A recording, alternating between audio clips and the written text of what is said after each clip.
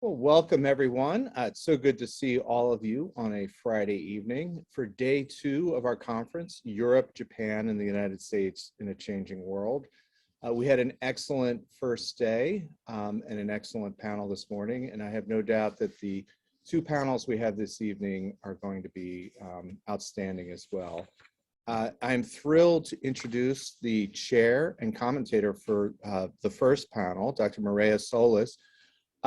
Dr. Solis is the director of the Center for East Asia Policy Studies and the Phillip Knight Chair in Japan Studies at the Brookings Institution. She's also written several really terrific books, her most recent being The Dilemmas of a Trading Nation, Japan and the United States in an Evolving Asia-Pacific Order.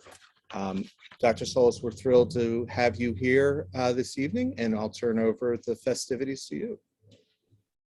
Thank you so much, Frank. That's a very generous introduction. And it's my great pleasure to be with all of you. Good evening and good morning.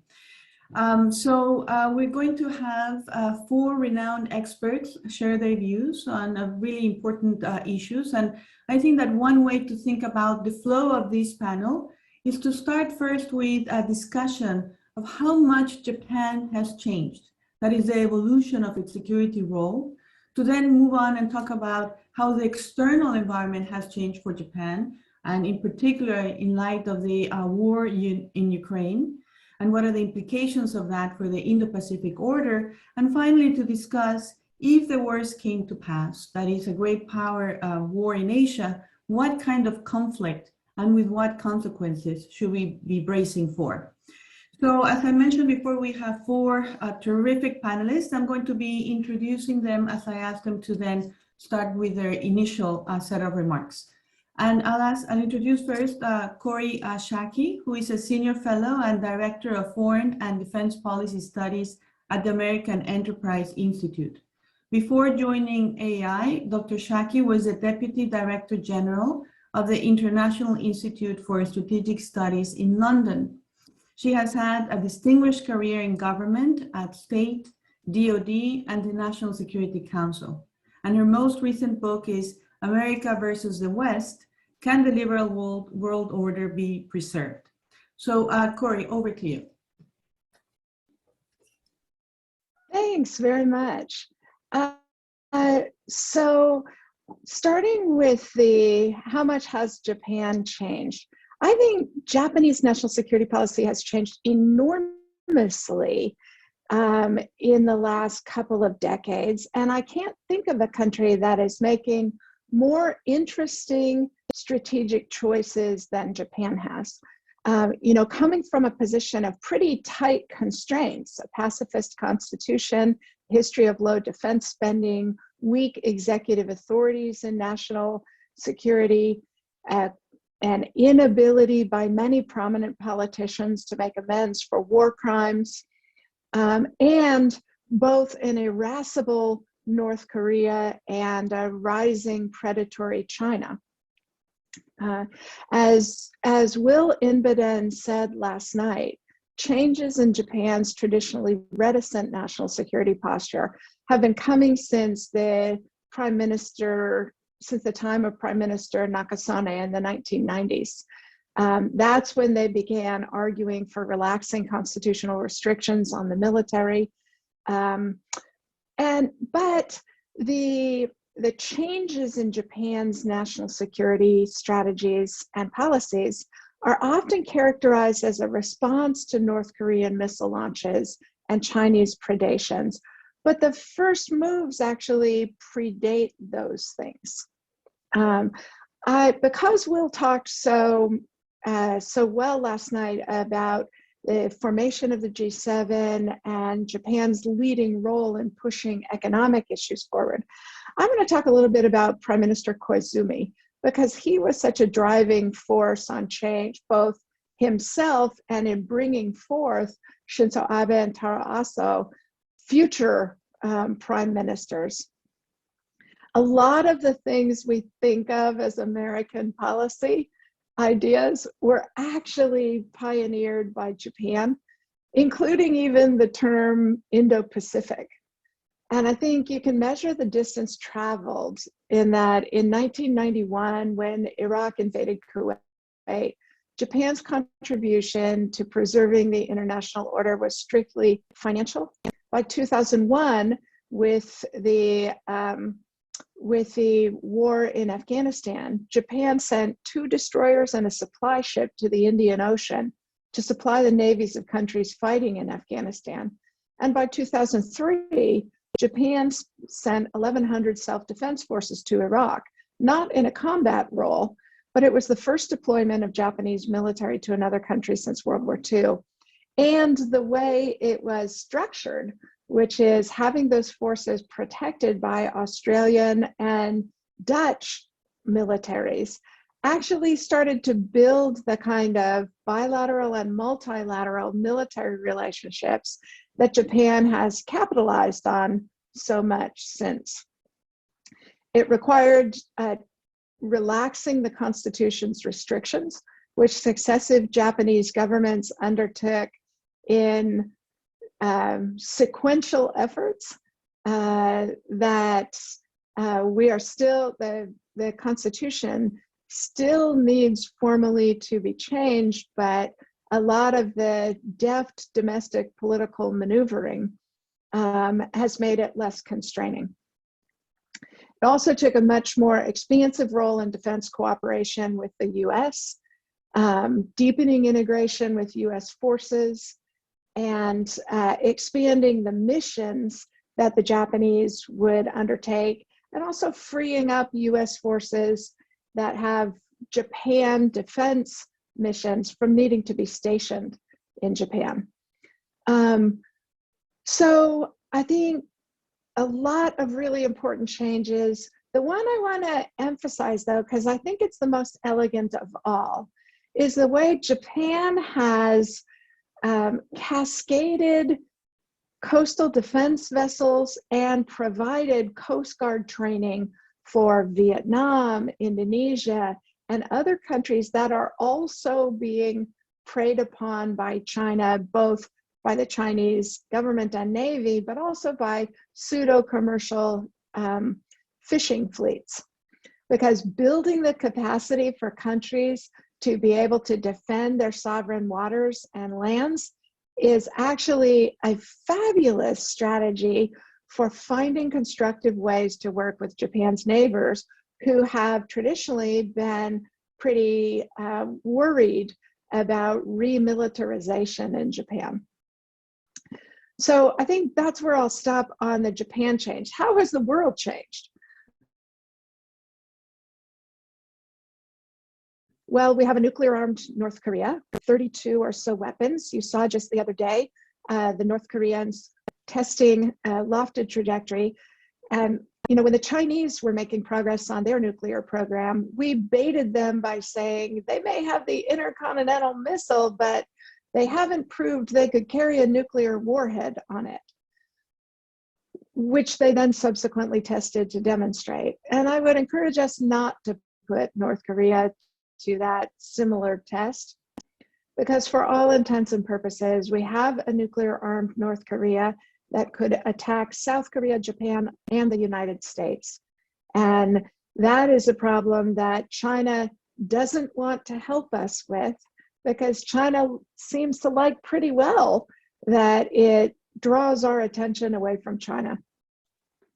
The other way in which the world has changed is that we are now poised to address the problems of a rising China, but we may actually be facing the problems of a stalled and declining China, which I hope my colleague Hal Brandt will tell us what that means in practice, because he's done some outstanding work on the ways in which a stalled and declining China may actually be more of a near-term threat to us. That is, we're worried about the long term, which we don't need to, and we're not worried enough about the near term. I share that judgment. And I think Russia's invasion of Ukraine, if I were China, what I would be learning from that is, wow, the West, and I mean that I mean that as a values-based West, namely including Japan, South Korea, and Australia, and others. The West is really creative at coming up with new tools that suit the moment. But if I were China, I would be pretty confident that in the near term, the West couldn't choke off the Chinese economy in the way we are choking off the Russian economy. The global economies are too much interrelated and we're too much reliant on China in the near term. But as Adam Posen has argued, Russia's invasion of China probably will be the death knell of globalization. We are seeing the resurgence or the rescission of globalization into values-based blocks. Japan gave us a great model for how to handle this in 2010, when over a fishing dispute, China cut off rare earths exports to Japan. And Japan had a really elegant response, figuring out where in the world rare earths could be mined and processed, investing in the reopening and processing of rare earths, incentivizing Japanese companies to reduce the reliance in their manufacturing on it, and beginning to think about secure supply chains. That's a fabulous example of the way a changed world is going to require changes in how we think economically, politically, and militarily. But it is going to reinforce the deepening integration of countries that share the values of the West. And the last question, conflict and its consequences. I still believe that the Chinese are relatively risk averse and are likely to remain relatively risk averse unless we, in terms of their threats to Taiwan in particular, unless we end our policy of not being explicit about Taiwan's independence, or unless Taiwan elects a virulently pro-independence leadership. China has to know that the sand is running through the hourglass. Taiwanese don't think of themselves as Chinese anymore. They think of themselves as Taiwanese, just as Ukrainians don't think of themselves as Russian. And so the degree of confidence China has in its ability to effectuate the subjugation of Taiwan is something we should be spending a lot of time worrying about and diminishing their confidence. 100 miles of choppy water and an amphibious operation faced with an insurrection are really big challenges, and we should be hoping and working to make Vladimir Putin fail and be driven from power in Ukraine as a reminder to Xi Jinping what would happen if he were to invade Taiwan. And I'll stop there. Thank you so much, Corey, for that very insightful presentation. Let me now introduce Toshihiro Nakayama, who is a professor of American politics and foreign policy at Keio University and senior adjunct fellow at the Japan Institute of International Affairs. He has written 2 books and numerous articles, and I would say is one of the most sought after commentators on US-Japan relations, and has served as advisor to the Ministry of Defense between 2019 and 2020. So, Toshi, the floor is yours. Thank you, Maria, and thank you for having me. I'm gonna do away with the paper because of most of the points that I addressed in the paper was already addressed this morning and yesterday. And I can do this because, for the first time, I relied deeply, I relied totally on the DeepL, the AI translating application. I just jotted down some Japanese and sort of put it in, and it was scaringly accurate. I only had to sort of change a couple of places. So, I can do that. And I'm not going to answer to the question Mireya posed directly, but sort of blend in the answers in my remarks. So I think many of you know that among the Western democracies, Japan was one of the few countries that was like not totally, but relatively comfortable with the Trump administration, right? And it's not because that Japan was like totally okay with Mr. Trump, but I think the fact that he sort of seemed tough on China, and he sort of in fact ended the sort of the long sort of ongoing engagement policy, and sort of turned it into a tough line toward China, was the reason why Japan felt some sort of not affinity, but they were comfortable with it. I understand that many people would say that there were no China policy during the Trump sort of term, and that may be true. But I think only Mr. Trump could have ended that that sticky sort of engagement policy, which has been a constant since the 1970s. U.S. policy toward China. It may be true that if Mrs. Clinton had been president, she would have been tougher on China, but I don't think it would have been as clear cut if during the Trump administration. Mr. Trump did not have a durable, sort of competitive, strategic China policy, but he did destroy the engagement policy. So the concern was in Japan during the election in 2020 that if Mr. sort of Biden wins, he may sort of turn back the clock. Right? There was sort of a worry in Japan about that.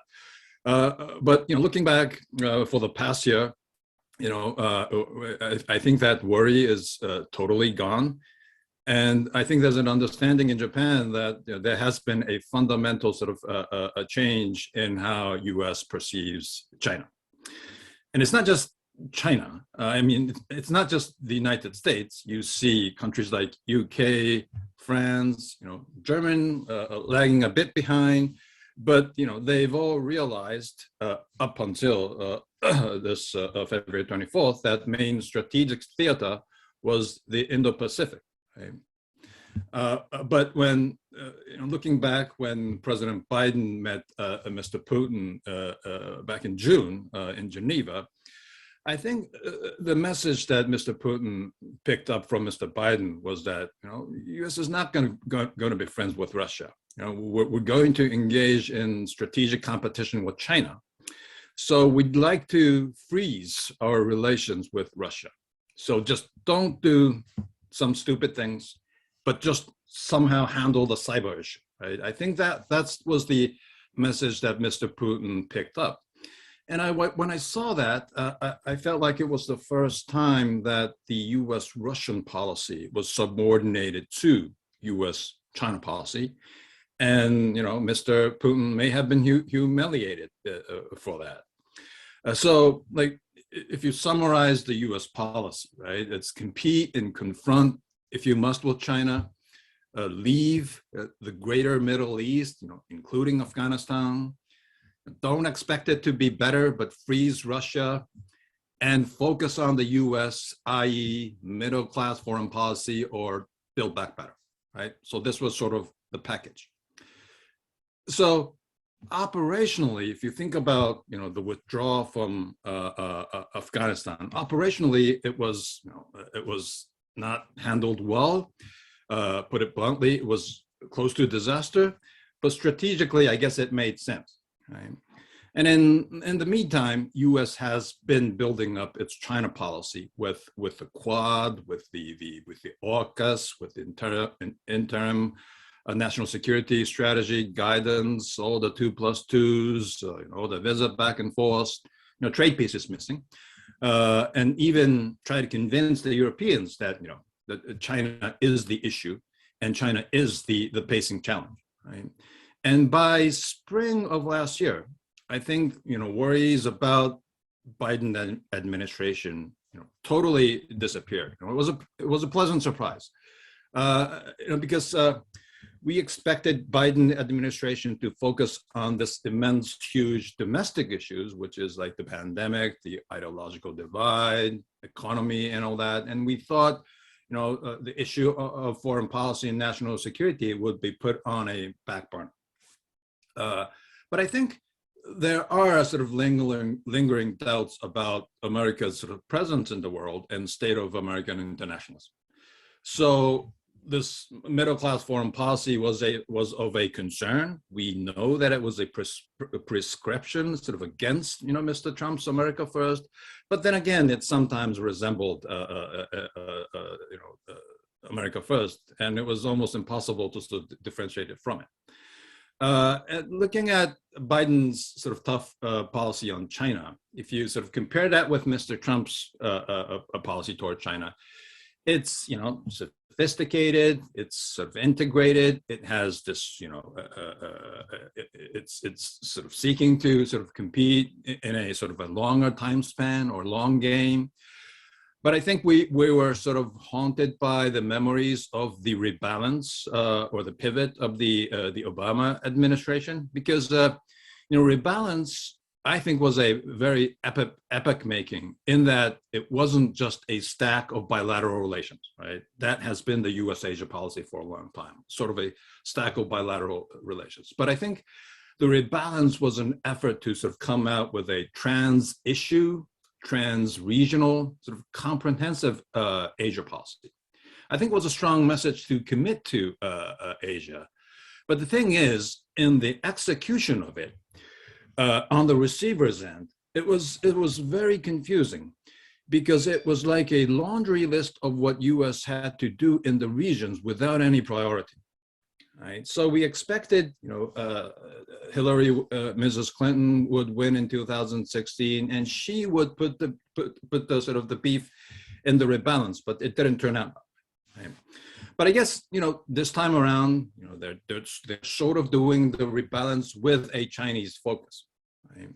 So I think Biden's China policy is intellectually very sound, right? Very sort of sophisticated. But then again, I think we're a bit worried about the execution. And in terms of the worries about the execution, what happened in sort of Afghanistan was worrying. Again, the strategic rationale for the withdrawal was sound, but the execution was depressing. I totally understand, things happening in Afghanistan and what's going on in the Western Pacific is totally different.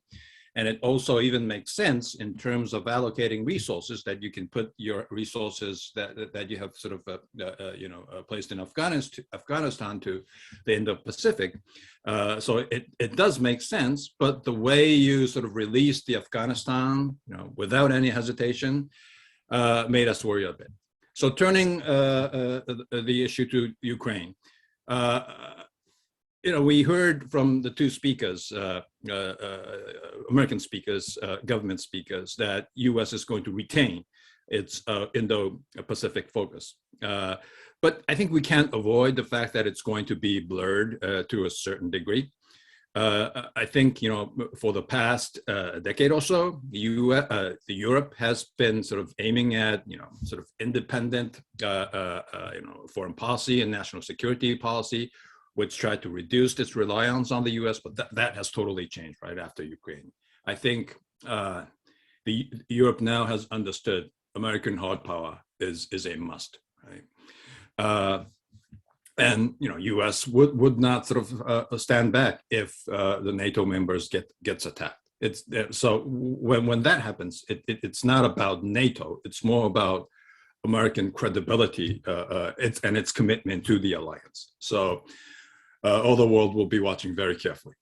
I think the fortunate thing, despite the fact that we have to face two sort of adversaries, is that you have a very sort of a reliable and a forward-leaning partner and allies in the Atlantic theater and the Pacific theater. Right? People have been talking about how sort of Germany changed in the past, few weeks. Sort of doing away with its, more than half a century of sort of pacifist-leaning foreign policy, national security policy. But as mentioned by Dr. Ashaki and yesterday by Ben Bolden, Japan's change has been constant for the past 10 years, and if you sum that up, it's as dramatic as the change we see in Germany. That is in terms of, sort of people's mindset, in terms of our threat perception, in terms of our institutions, National Security Council and all that, and in terms of legal arrangement. It has been a major change. And of course, at the center of it, Mr. Kanehara, who would be speaking later in the session, was at the center of it. So practically what we should be doing, facing this new two challenges, is to sort of maintain the unity. Right? I think the longer it gets, Ukraine war would, I think, unfortunately, would be longer than we hope it to be. And we know that sort of competition with China is a long game. So the longer it gets, it's difficult to maintain the unity, right? But the coalition power is our strongest sort of strength. So we have to maintain sort of the unity vis-a-vis China and Russia as well. So, our eye is focused on Europe these days, and that's inevitable. But I'd like to ask my friends in Europe that don't sort of, lose your attention to the Indo-Pacific, because it is about the liberal international order and it being challenged by force. So, lastly, sort of facing China and Russia sort of simultaneously is a dire task, right? But this is a task that we have to sort of do it together. We'll be with you on the issue of Europe. I think Prime Minister Kishida has shown that, and I hope you will on the issue of Indo-Pacific. The coalition power is the strongest power when we are facing these dire challenges. I'll end here. Thank you. Thank you so much, Toshi. I have to say I'm impressed that you were able to put together fresh remarks in addition to your paper. So very impressive. Now let me introduce Nobukatsu Kanehara, who is currently a professor at Toshisha University. Mr. Kanehara has had a most distinguished career in government. He was Assistant Chief Cabinet Secretary to Prime Minister Abe from 2012 to 2019. In 2013, Mr. Kanehara also became the inaugural Deputy Secretary General of the National Security Secretariat, and he has also served as Deputy Director of the Cabinet Intelligence and Research Office. Mr. Kanehara's diplomatic posts have included Seoul and Washington, and now I would like to turn the virtual floor to you, Mr. Kanehara. Hi, thank you, Mireya. Thank you very much for having me. I can't agree more with the previous speakers, so avoiding some overlapping, let me make some comments. What's changed? Even for the Japanese who are very much pacifist or quite passive in the global security affairs, they notice very clearly that many things are changing around Japan. The North Korean nuclear weapons are covering whole Japan, and their ICBM is now reaching the United States corners. And China is now in great competition with the United States for leadership of the world politics, and Russia invaded Ukraine. And this Russian invasion was a big alarming call for Japan because the permanent member, Security Council, nuclear weapon states, they agreed to guarantee the security of Ukraine after Ukrainian abandonment of the nuclear weapons. They invaded Ukraine, and they are threatening Ukraine to use their tactical nuclear weapons. This is reality. Good news is, under President Biden, the West was galvanized, and the West is now keeping unity to face Russian aggression. And when the West is united, the West is far stronger than Russia and far stronger than even China. And as far as we retain this unity, we can cope with this divisionist adventurism. What's changed in Japan's foreign policy? One is Japan started to talk about values. After the defeats, after very bitter defeats, Japan lost 3 million, 1 million civilians, 2 million generals and soldiers, and Japan shied away from talking about the values of the world politics. And the Prime Minister Abe, he is a new generation. He's 5 years senior to me. He's now 68 years.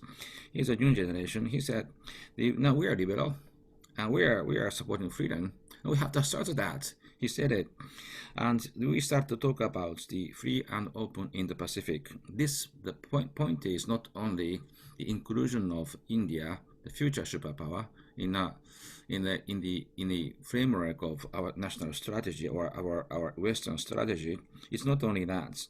This is to expand the liberal international order that is very much the Euro-centric or United States-centric to Asia-Pacific. Asia is now, they represent 60% of the population, not only population, they would represent 60% of world's economic production.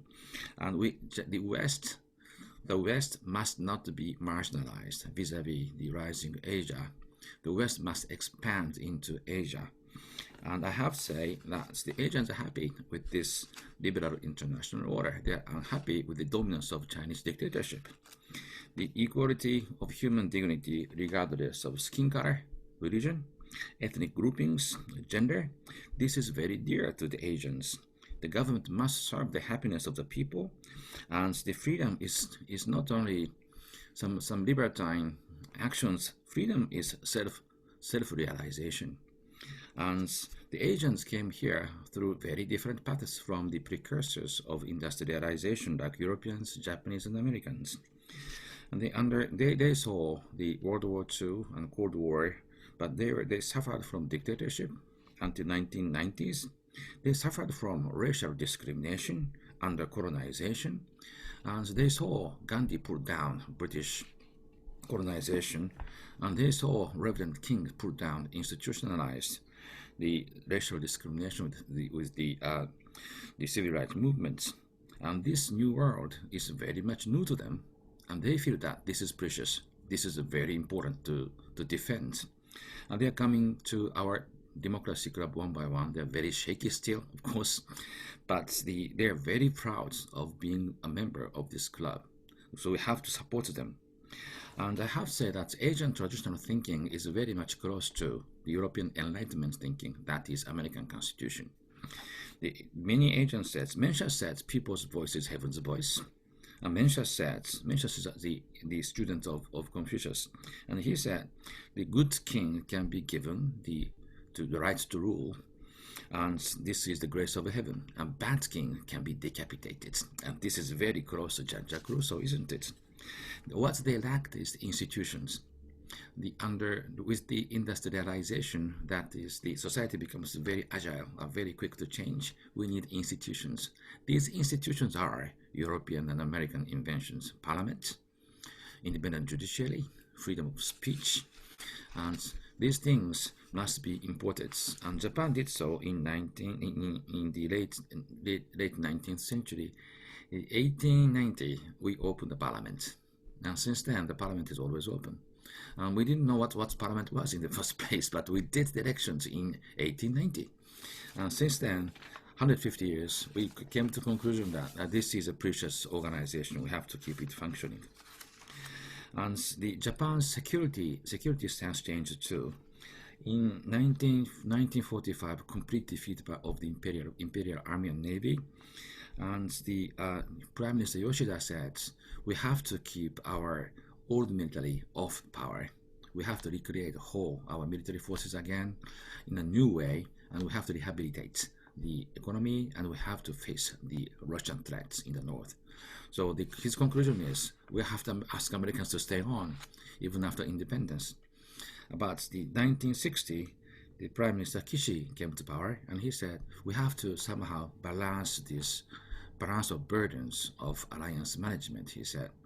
And his creation is, the Article 5 is very famous, right, for NATO. Article 5 is common defense. But the new Japan-US Alliance Treaty has Article 6. This is the regional security framework. Not many mention this, so let me talk about this. Article 6 says US forces can use the bases in Japan to defend the vicinity of Japan. That is called the stability of the Far East, but it meant clearly South Korea, Taiwan, and the Philippines. Ex-Japanese imperial sphere of influence and ex-American colony. These were left in the hands of the Americans during the first days of the Cold War, and they were so weak. So Americans had to develop the hub-and-spoke bilateral arrangements, but the Americans had to support them using Japan as a real safety haven. And Kishi said, let's do that. That's our interest too. So this is the agreement of 1960. 1990s, when after Russians collapsed, and the North Koreans started to develop nuclear weapons, and Americans put very heavy sanctions, and people feared too much provocation to North Koreans. They might start a war again, and the Americans said, Japan helped the United States in 1950 in the Korean War, and why shouldn't you do that again? And Prime Minister Obuchi said that we have to help Americans in the non-combat operations, not combat operations, but let's change the law. And he changed the law. And the self-defense force was given to fight for the Americans for non-combat operations in the contingencies in which Japan does not participate. And this is Obuchi. And Prime Minister Abe changed the law again. We have to engage forces to defend Japan, but before Japan was attacked. If the war happens in the vicinity of Japan that threatens Japan's existential rights, let's fight with the Americans. This is the decision of the Prime Minister Abe, and he changed the law again. So Japan is now changing drastically, and Kishida-san, he increased the budgets. When Prime Minister Abe took the office, the budget was so low, amazing, isn't it? And the Prime Minister Abe increased that substantially, but Prime Minister Kishida increased that. Now, for the first time, Japan's defense budget this fiscal year surpassed the $60 billion. And this is still tiny, and South Koreans are catching up with us. It's a shame for Japanese, but we have to continue our efforts. Challenge is very clear. Challenge is China here in Asia. And I have to say, the lesson of the Ukrainian aggression is the Russian economic power is the size of Korea today, and they are oil producing country. The electronic the industry is very weak, and they feel shrinking, but they invaded Ukraine. The lesson is the dictatorship can decay. Dictator surrounded by the yes men, the young yes men who try to please the dictator, and in that post for 20 years, they lose their touch with the reality, and they can make a big mistake, like Mr. Putin. And Xi Jinping is extending his office for the next 5 years more, and maybe twice. Then up to 2032, he'll be in office, and he'll be late 70s, and he can make the same mistake as Putin. And this is a very bad part of the dictatorship. They can never be removed by the people's voice, and they can make mistake, and the Taiwan can be a real risk for everybody. And Prime Minister Abe started to talk about nuclear weapons. 1 year ago, I joined the study group of Mr. Chuck Hagel, Mr. Rifkins, and Mr. Ratz, and they wrote about the nuclear strategy for coming ages, and they are talking about the British and French nuclear umbrella to Germany. It's a very Eurocentric debate, but they also talked about Asia, and they said maybe we should do the same thing as NATO, nuclear sharing with the Japanese, Taiwanese, Koreans, and Australians. And I repeated that assertion. I wrote a book 1 year ago. I started to talk about nuclear sharing, nuclear weapons introduction to Japan. Nobody paid attention to me. But this year, 1 week ago, suddenly Prime Minister Abe said we should talk about nuclear sharing, nuclear weapons. And now 63% of Japanese said yes, we have to talk about nuclear weapons. And 1 week ago, I wrote second book. And second book is now best-selling simply because of Prime Minister Abe's statement. But I have to say, Japan was so dependent upon the United States. We have to rehabilitate this. We have to have our own national security, and we have to talk about nuclear weapons because Russians are threatening to use nuclear weapons, tactical one, in Ukraine. And North Korea, their nuclear weapons are no longer a stupid bargaining tip with Americans. It's a real military threat. They are operationalizing this, and China has a huge capacity, and they are not bound by INF treaty, so they have a huge number of intermediate range nuclear weapons that cover Japan 100%. And they are ready to, they want to be ready to invade Taiwan or Senkaku. And if it happens, they will say Japan should not let Americans use Japanese bases, or Japan should not participate in the Taiwan war with self-defense forces. If you do that, China will punish Japan with nuclear weapons. And this is now reality. And we have to talk about this seriously. Thank you very much, Mireya.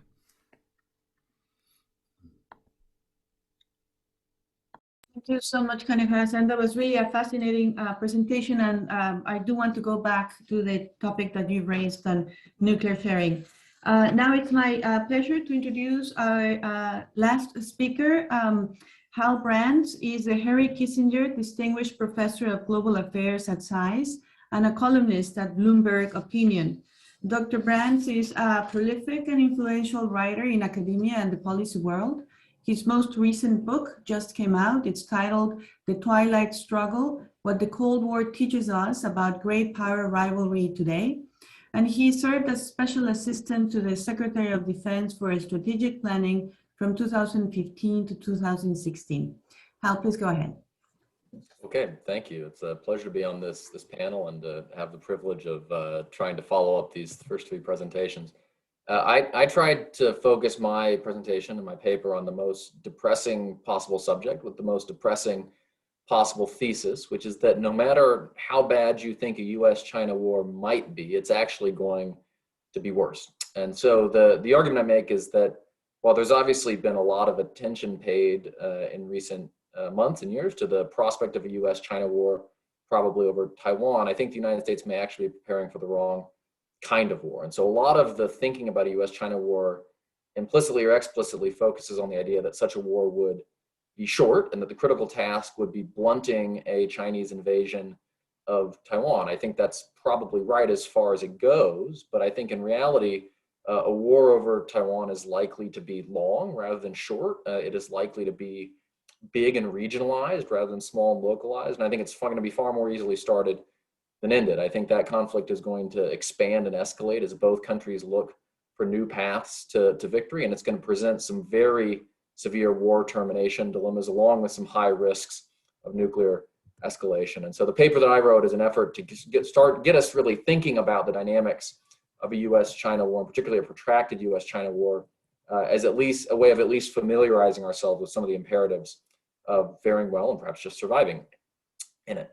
And so when we think about a US-China war, we typically think about sort of the initial operations in that war. And so China's military doctrine emphasizes rapid, coordinated operations to paralyze the enemy. And so what we worry a lot about is the fait accompli scenario, where China launches an invasion of Taiwan, accompanied with brutal strikes on that island and US bases and military assets in the region, basically knocking down US forces in the Indo-Pacific long enough that can sprint through a window of opportunity and subdue any resistance on Taiwan. Basically get a lodgment on the island that is significant enough that Taiwan's defense cannot be sustained. And so our defense planning increasingly revolves around preventing this scenario by doing things like hardening and dispersing the US military posture in Asia, pushing Taiwan to get some asymmetric capabilities that can inflict a higher toll on Chinese attackers, and then thinking about ways that we would try to rapidly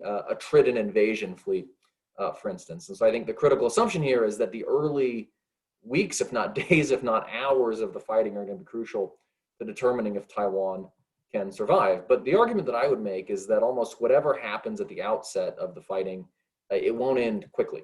Most great power wars over the past couple hundred years have gone longer than expected because modern states have the resources to fight on even when they take heavy losses. And in clashes for geopolitical dominance and hegemonic wars, the stakes are very high and the price of accepting defeat may seem prohibitive. And so when we look at the hegemonic wars of the 19th and 20th centuries, they were often slugfests rather than things that were decided by rapid annihilation. And I think a Sino-American war is going to follow this pattern. And so imagine a scenario in which the United States somehow manages to beat back a Chinese assault against Taiwan in the first 3 weeks of the fighting.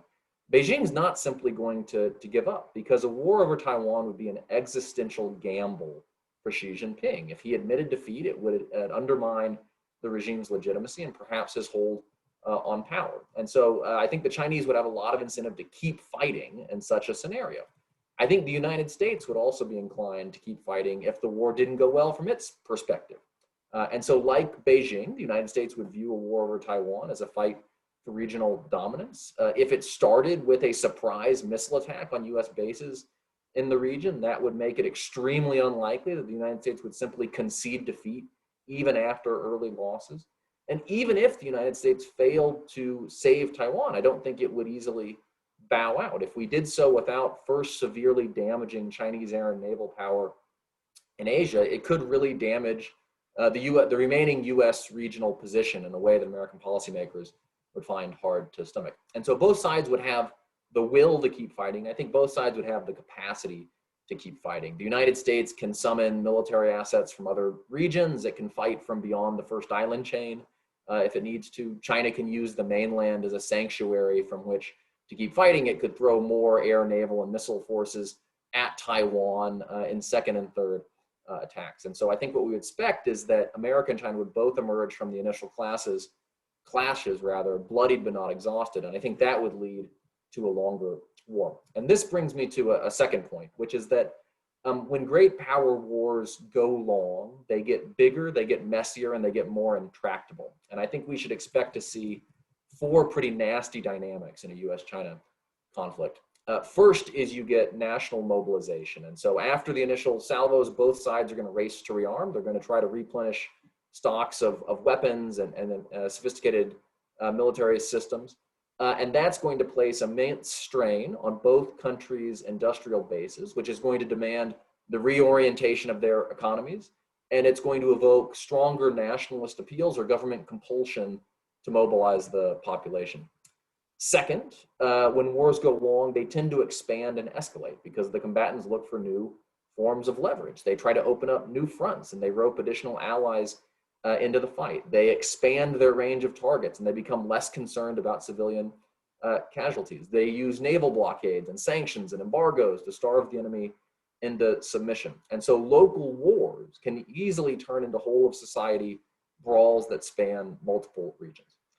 The third dynamic is that as wars get bigger and longer, war aims become more grandiose. The greater the sacrifices required to win the war, the better the ultimate peace has to be to justify those sacrifices. And so what begins as a US campaign to defend Taiwan could turn into an effort to render China incapable of new aggression by totally destroying its offensive military power. Or as the United States inflicts more damage on China, Beijing's war aims could expand to encompass pushing the United States out of the Western Pacific entirely.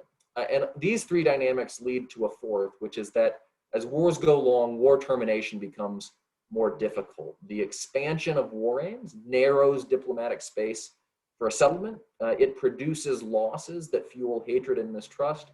And so war termination becomes more and more difficult. And so even when US and Chinese leaders begin to sense that further fighting is undesirable, they may struggle to find a mutually acceptable peace. Now, it's worth saying that a US-China conflict is going to be fundamentally different than anything we've seen before, because it would be a great power war with nuclear weapons. This would obviously create some disincentives to all-out escalation. It would cap war aims at a certain level, but it could also, in a paradoxical way, compound the dangers of a long war. And so for starters, sort of the stability-instability paradox tells us that the presence of even stable nuclear deterrence could free both sides to fight more intensely at the conventional level because they believe that their nuclear arsenals shield them from crippling retaliation. And so Chinese military writings often suggest that the PLA could simply wipe out US bases and aircraft carriers in East Asia, while China's nuclear arsenal deters American attacks on the Chinese mainland. You can see similar writings, albeit in a different vein, on the American side. And so far from preventing a major war, nuclear weapons could catalyze it. And once that war is underway, there are multiple pathways to nuclear escalation. Whichever side is losing might be tempted to use tactical nuclear weapons to turn the tide. And so if China crippled US conventional forces in East Asia, the United States would have to decide whether to try to use non-strategic nuclear weapons against Chinese ports or airfields or invasion fleets. If China was losing the war, the Chinese might be confronted with the choice of whether they would use asymmetric nuclear escalation against Guam, for instance, in an effort to turn the tide or simply shock the United States into backing down. You could also see scenarios where either side might be tempted to use nuclear weapons to end a long war of attrition, a long indecisive war of attrition. The United States, of course, repeatedly considered this the last time it fought a war of attrition against China in Korea. And today, both countries would have the option of using limited nuclear strikes to force a stubborn opponent to concede. And so I'm happy to talk more about that. Obviously, the escalation dynamics are complicated, but it's worth flagging here. And then there's also the risk of inadvertent escalation. And so if the United States, for instance, decides to try to disarm some of China's conventional missile forces and hits command and control networks that are also related to China's nuclear forces, potentially you find yourself in a use it or lose it perception on the Chinese side. You can make similar points about Chinese attacks on US computer networks and satellite networks that are important to the US strategic nuclear arsenal, for instance. And so the point I just want to leave you here with is that nuclear weapons are not necessarily a force for stability in a US-China conflict. And so what does this mean in terms of preparing for such a horrific eventuality? There's no easy way to do this. And in the paper, I make very clear that what I'm doing is just kind of throwing out ideas and imperatives rather than offering detailed policy prescriptions, because some of them are actually pretty complex or debatable in their own right. But let me just offer sort of 4 areas where I think the United States needs to be focusing more attention. The first is on this idea of winning the race to reload. And so what we've seen from the Ukraine war is that it is easy to quickly deplete stockpiles of sophisticated munitions. And so whichever side is able to replenish faster after the opening round is going to have a huge advantage. That poses some real challenges for the United States because of the erosion of our defense industrial base over the past 30 years or so. And so this is going to be an area where we need to think about how we're going to develop more endurance, perhaps on a multilateral basis. A second requirement is resilience, or simply the ability to hang tough. And so both the United States and Taiwan are going to need to be ready to ride out a fairly protracted Chinese punishment campaign. Taiwan could face a blockade, it could face an ongoing bombardment campaign or crippling cyber attacks. China could bring similar coercion to bear against the United States, particularly in cyberspace, for instance. And so paying more attention to making US and Taiwanese societies and systems resilient to that sort of coercion is going to be critical in a long war. The third requirement is coercion, essentially. And so if the United States is going to break a Chinese coercive campaign against Taiwan, it's going to need to be able to threaten Beijing with pretty painful retaliation. And so this is going to require thinking about forms of escalation. And there are a variety of different options here, everything from technological blockades to horizontal escalation involving far seas blockades or other maritime interdiction efforts. You can think about vertical escalation options, whereby the United States would become less constrained at hitting mainland targets over time, although that one is obviously very fraught. You can think about cost imposition options, where the United States would simply go after any Chinese military asset anywhere it could find it, rather than focusing on forces in the Taiwan theater of operations. There are advantages and disadvantages to all of these approaches, and I try to spell them out in more detail in the paper. But I think the basic proposition the United States is going to have to be able to confront China with is that the longer the war lasts, the more devastation, military, economic, and ultimately political, the Chinese Communist Party is going to suffer, and the more risks it will face. But that, of course, relates to the final requirement, which is that of war termination. And so any escalatory moves, of course, are going to ratchet up the intensity of the conflict. And so I think what we're going to need to do is find ways of counteracting that effect by defining victory down. And so a war between nuclear-armed great powers isn't going to end with regime change. It's not going to end with one side occupying the other's capital. It's going to end with some sort of negotiated compromise. And so the simplest settlement would probably be a return to the status quo ante. China stops attacking Taiwan in exchange for a pledge that the island would not make and that the United States would not endorse formal independence. It's going to be more complicated than that, of course, but that could be the basis for a peace deal. And I think that's probably the best sort of thing the United States would be able to accomplish in a war of this sort. And at the same time, it would be accompanied with the implicit threat that the longer the war dragged on, the more US war aims might expand and the more tolerance the United States might have for moves like Taiwanese independence.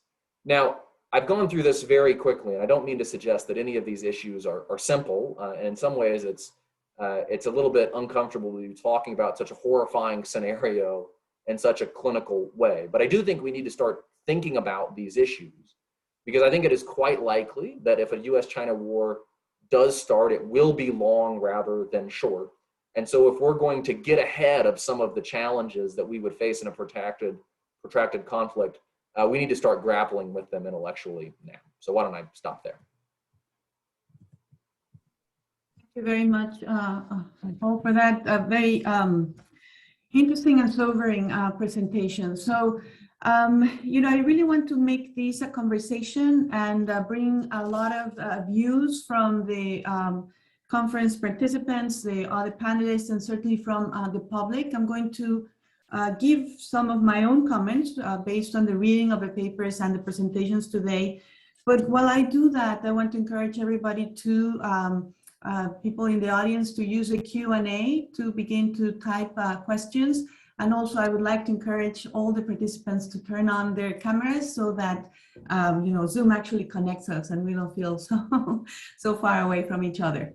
So again, it was a pleasure really to read these papers and to listen to the presentations this evening. And as I mentioned before, putting the 4 papers together made me think about 3 themes, and you were very generous in beginning to address these themes in your presentations, but I wanted to share some of the reactions I had to the points you made and try to draw you out on some of the specific questions that come from thinking along these 3 themes. So I didn't prepare comments specific to each paper, but actually what I'm trying to encourage is a conversation amongst all of us, because I feel that in many ways you touched on these different themes. So as I mentioned at the beginning, one important question is Japan's role as a security actor and how much it has changed. What are the drivers of this change? Is it enough? I think that's one of the most fundamental questions, because again, the external environment gets more and more challenging. And especially when we've seen in the Ukraine crisis, the use, I'm borrowing Toshi's words, the use of raw power to then bring this harm to a neighbor. So I think that there's plenty of evidence that Japan has changed and quite a bit, and that this should make us very hopeful. And you all mentioned it. It's the fact that Japan gave up this passivity and this abdication of a political role in the region to actually devise these very compelling strategies of the free and open Indo-Pacific and the Quad. It is the fact that Japan had basically denied a substantive role to its self-defense forces, and now it actually makes a contribution to global peace through peacekeeping operations, through the reconstruction effort in Iraq. And it's also, again, the building of the institutional machinery within Japan, the creation of the National Security Council, and then the first ever national security strategy in 2013, and also the reinterpretation of the Constitution to allow for the right of collective self-defense. So all that track record is there. But compared to other US allies, still Japan has a lot of constraints, especially in the use of force abroad. It does not recognize for itself the right of belligerency, and it has not really adopted a broad right of collective self-defense, but rather a limited one, in the sense that the bar that must be met is very high. It must represent an existential threat for Japan. There must not be any other alternative, and the use of force has to be kept at a minimum. And I would say that it seems to me that the Japanese public is still ambivalent about whether to go for constitutional revision or not. So those political domestic constraints still exist. So this brings me then to 2 questions for all the panelists on this theme. And that is the pace and the scope of change in Japan's security policy enough given the current dire trends in world politics? If you're a neighbor of China, are you doing enough to protect yourself and to try to keep the rules-based order in your region and elsewhere? And it's not just China. You all mentioned the actions of North Korea, the building of its missile program, and so forth. And I think that what's interesting, and this is where I would like to draw you out, is there is a very robust debate in Japan today about defense policy. About whether Japan should go and really deliver on a 2% of defense expenditure, 2% of GDP, whether Japan should acquire enemy-based strike capabilities. And this idea that Kanehara-san developed and that has created quite a stir, and that is the possibility of hosting nuclear weapons. What do we think of these different initiatives? Can they really materialize or not? Because, and here's a question for Kanehara-san, Prime Minister Kishida hails from Hiroshima, and he's obviously not very keen on this prospect. So what actually could come out of Japan's further security evolution, and can it match the arms race in the region? Can it match the way in which these threats are becoming more serious? And the other one, and here, Corey, I'm stealing from your paper because I really like this question, and that is, how can the United States reinforce Japan's smart strategies? Because I think that's really a good question to ask and for all of us to discuss. And Corey, I have to say that I was surprised that one of the possibilities you mentioned is reform of the United Nations Security Council. And I thought this was very interesting. And as you noted, it's a very hard proposition. But my impression was that this was a very important goal for Japan's diplomacy in the past, but that it was not as hardly sought today. So I wanted to ask also our Japanese counterparts what they think about that. But also in the papers, there was a discussion as to perhaps we should put our efforts in the Quad and in expanding the Quad, and perhaps not formal membership of new members, but further collaboration with other countries. And here, for the sake of deriving discussion, Corey and Kanehara-san actually had different ideas of which countries to try to intensify that collaboration, that coordination. Corey mentioned South Korea, Kanehara-san mentioned Indonesia, Philippines, and Vietnam. So again, I think this makes for a neat discussion as to if we are going to develop deeper security collaboration, and the Quad is one of the mechanisms, who comes next. And nobody offered this, but if I were to say, how do we reinforce Japan's smart strategic choices, this comes from my own background, but I would say the CPTPP, right? I mean, that's what the United States should be doing, to have actually a meaningful economic strategy. And I think none of us are thinking of putting it because of the current political climate in the United States is not conducive. But if we're just in an intellectual exercise, I think that would be certainly one of the main tools to do this. So that's for theme one. How much is Japan changing? Is it changing enough?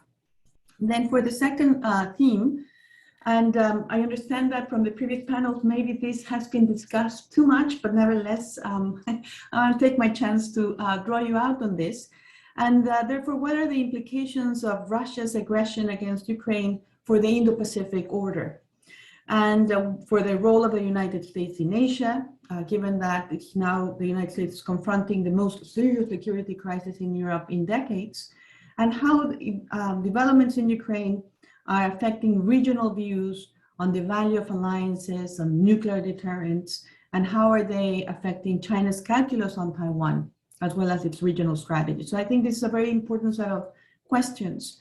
Toshi, in your paper and your presentation, you rightly mentioned that, of course, the US focus on the Indo-Pacific is going to be blurred. And you also mentioned in your paper that even though European countries have of late begun to develop Indo-Pacific strategies, they're also going to some extent to pull back because of the urgency of events closer to home. And of course, it stands to reason that this will happen because their military, diplomatic, and crisis management resources are going to be absorbed by the very urgent developments in Ukraine. But I also think, and this is what I wanted to ask you, but I also heard you begin to elaborate this in your presentation, Toshi, that there's some ways in which developments in Ukraine, and Kanehara-san also mentioned this, actually reinforce the rules-based order in the Indo-Pacific, and that has to do with the response of the West.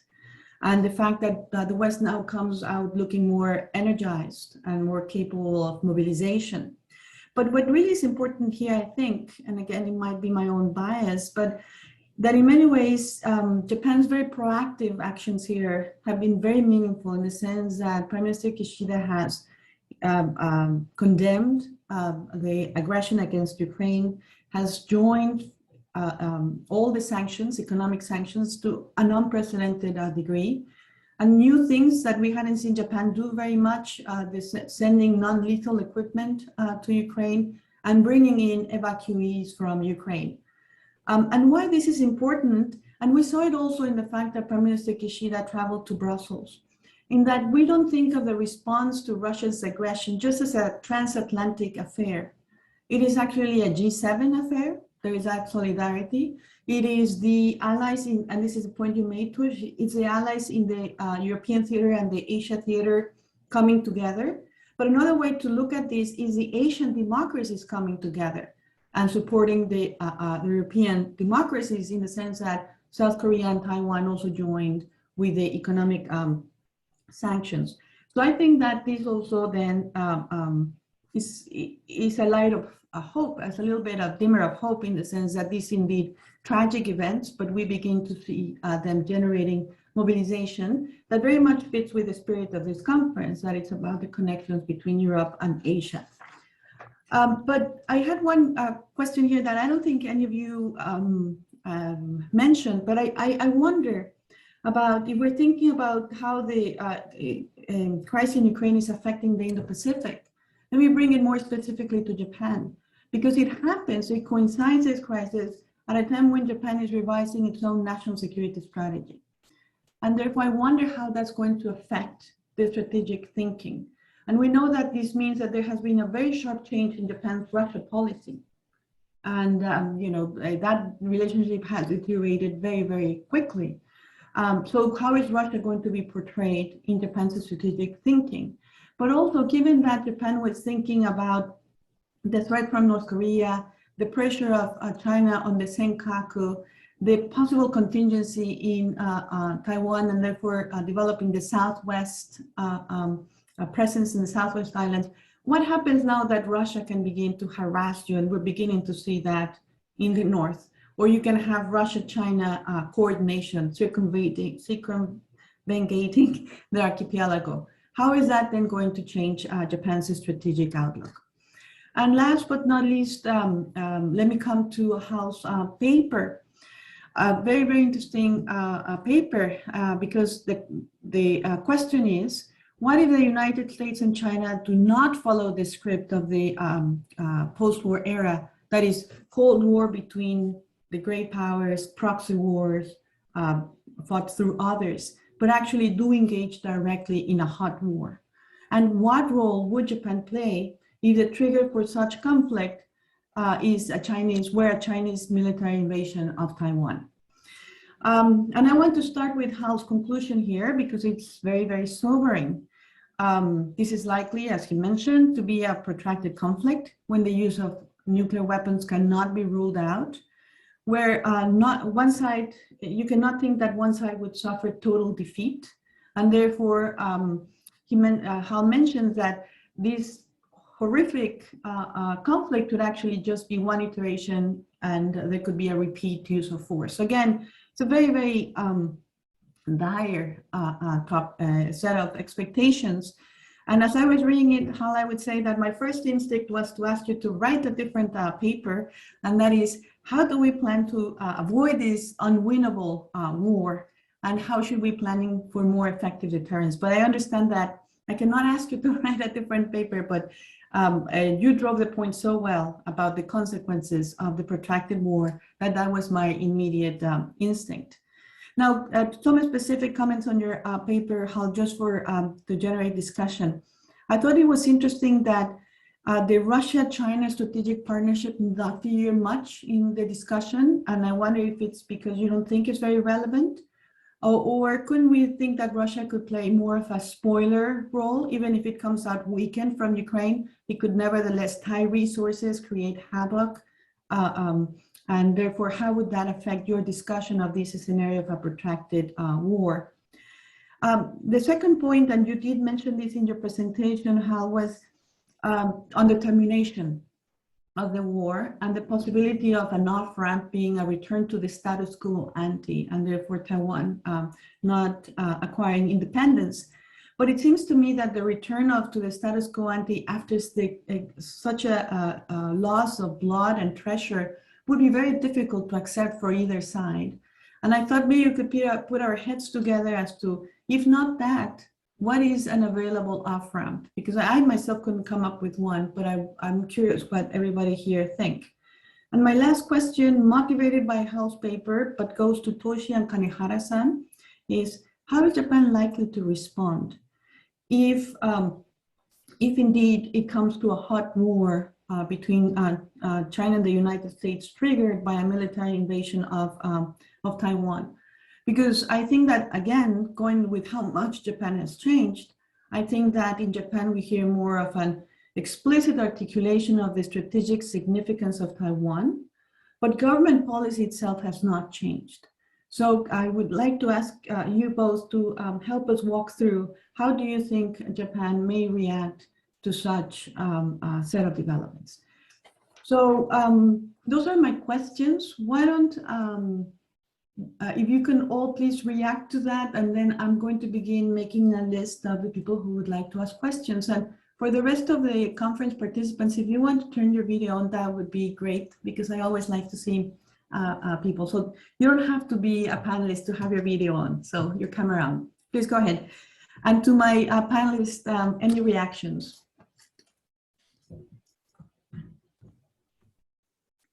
Any particular order you want us to go in? Well, Corey, since you have a microphone, why don't you go? Why don't you start first? Thank you.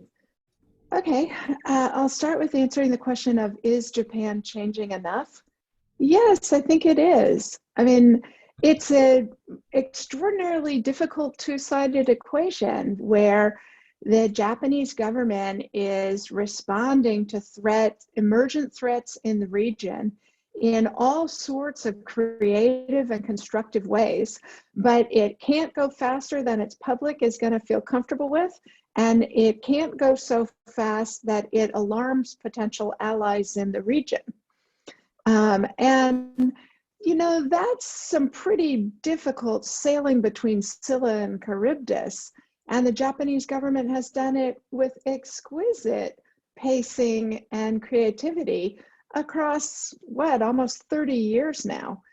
And I think the incremental way that they, for example, agreed to jointly participate in missile defenses, started with the Aegis at sea, began to think about land-based deployments, right? They are giving both Japanese and other governments in the region the time to think through with the government what needs doing. And I think it's been an extraordinarily successful strategy. Second point on nuclear deterrence. You know, the Japanese model has always been to demonstrate they have the ability to acquire nuclear weapons if the government should choose to, and to gain the political credit of not choosing to. That restraint has served Japan really well. But, you know, the neighborhood is getting really scary. And if China should start to use nuclear threats of the kind Russia is using, at a minimum, a nuclear sharing agreement with the United States of the kind that we have with other close allies makes a lot of sense. And I would very much hope that the United States wouldn't leave the government of Japan with carrying the freight of that argument, but that we would help out by looking to push the government of Japan that direction in order to make it an easier sell with other countries in the region. A point that Professor Nakayama brought up about the reliability of the US as an ally, I think is a really important part of the continuing conversations. And here, I think if I were in the Japanese government, I would actually be quite nervous about the approach the Biden administration has taken in Ukraine. Because, you know, for all we heard last night from Colin Kahl about the exquisiteness of a strategy of integrated deterrence, the one element they have not integrated into their deterrence is threats and use of American military force. And this is consistent with the narrowing of the terrorism portfolio to just ISIS, not to all manner of terrorism, the writing off of Iraq and Afghanistan. And so it begins to look like a pattern, which is the Biden administration is unwilling to incorporate American military force even into our most pressing and important strategies like the defense of Ukraine. That would make me really nervous. And one last point, which is on the differences in who we thought should come into the Quad.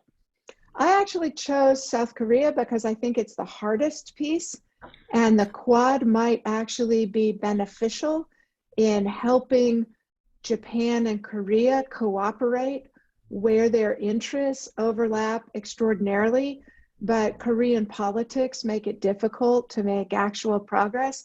I think expanding the aperture into incorporation beyond just Japan and Korea would be super helpful.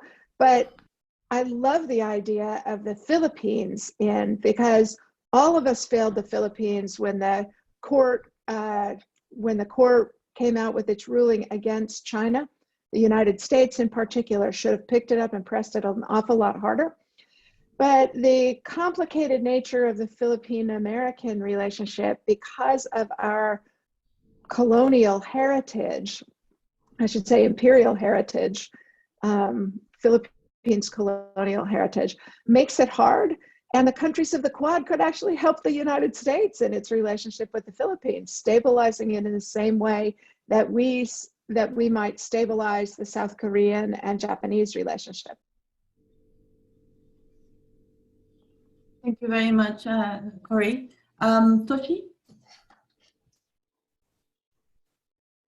I'll be brief because I understand we're running out of time. On the issue of is Japan doing enough? We're heading in a right direction, but I think we have many tasks to sort of accomplish. I think there's a positive trend. National security experts, right? The older generation, they talked about grand strategy, right? The narratives. But the younger generation, they talk about logistics and weapons. And I think that's a good development, right? That we're actually tackling the issues. So there's this saying that, professionals deals with logistics and amateurs, talks about strategy and all that. And I guess I belong to the older generation, but I'm hopeful about the rising sort of younger generation. So that's one. I think, the UN Security Council reform, in fact, Kanehara-san and me, I worked under Kanehara-san at the Permanent Mission of Japan at the United Nations more than 20 years ago, right? And we dealt with this UN Security Council reform. And that's a task, that goes nowhere. But I think if you look at what happened in the UN Security Council for the past couple of weeks or so, I think it worked in a way, because it showed to the world sort of, the contradictions of international politics. So I don't think we should be spending too much time on UN Security Council reform. I think it's good at it as it is. And on Ukraine, I've noticed, how, the Japanese pundits talk about the issue. They no longer talk about the war in Ukraine as something happening, far away, like in Europe. They talk in the context of sort of international order, norms, and values. And that's a good development. We haven't been doing that. Like 10 years ago, if the Ukraine war happened, the Japanese pundit would say, there's a war going on in faraway Europe. But that's not how we see it. What's happening in Ukraine affects us directly. So that's a big change. On the national security strategy, I believe it's coming out in December. One thing I worry is that, the making of the national strategy, national security strategy is not as open as in the United States, right? It's dealt with among, the government officials. I understand some of the sort of, experts are invited in, give a lecture and all that. But in order to sort of adapt to the changing situation, I think the process of making a national security strategy would be more open. nuclear sharing, I think the formula that you have in Europe is it doesn't apply directly to the situation that we have. So we have to formulate our sort of own type of nuclear sharing. And lastly, on Quad, I think for now Quad should remain as the sort of 4-country framework. I think it should be sort of retained as a Quad plus, and the plus part should be as flexible as possible. So that would be my remarks. Thank you. Thank you so much, Toshi. And I'm also mindful of the time, but I don't know if Kanehara-san and Hal has comments to my comments, but also make sure we leave time for 2 questions from Nabe-san and Jennifer. So any comments from Kanehara-san? I'm happy to yield my time in the interest of bringing people into the discussion. All right, sounds good. And then I just responding briefly to your questions. Yeah. Yes, please go ahead. Yeah, thank you very much for very briefly then. Thank you very much, Hal. I'm very much impressed. I have said that the starting nuclear discussion in Japan remembers very much the discussion between Germany and the United States in 1950s, because nuclear threat is now real in Japan. And I have said that if the peace is done between Beijing and Washington, avoiding nuclear weapons and restoring peace in Asia after Taiwan invasion with nuclear destruction of Taipei and Tokyo, we don't do that. We don't do that. We have to be sure that the war will not start. So we have to raise tension, and we have to keep peace with the tension. This is called peace, but this is the only way to avoid the conflict in Taiwan. If conflict in Taiwan starts, Tokyo or Japan can be destroyed with nuclear weapons. If that happens, we don't do that. So we have to make sure that the war will not start. Winning the war by the Americans with the ruins of Tokyo, this is not acceptable for us. We have to stop the war. This is 1. 2, the CPTPP, the throne is open. You are very much welcome. We're waiting for you.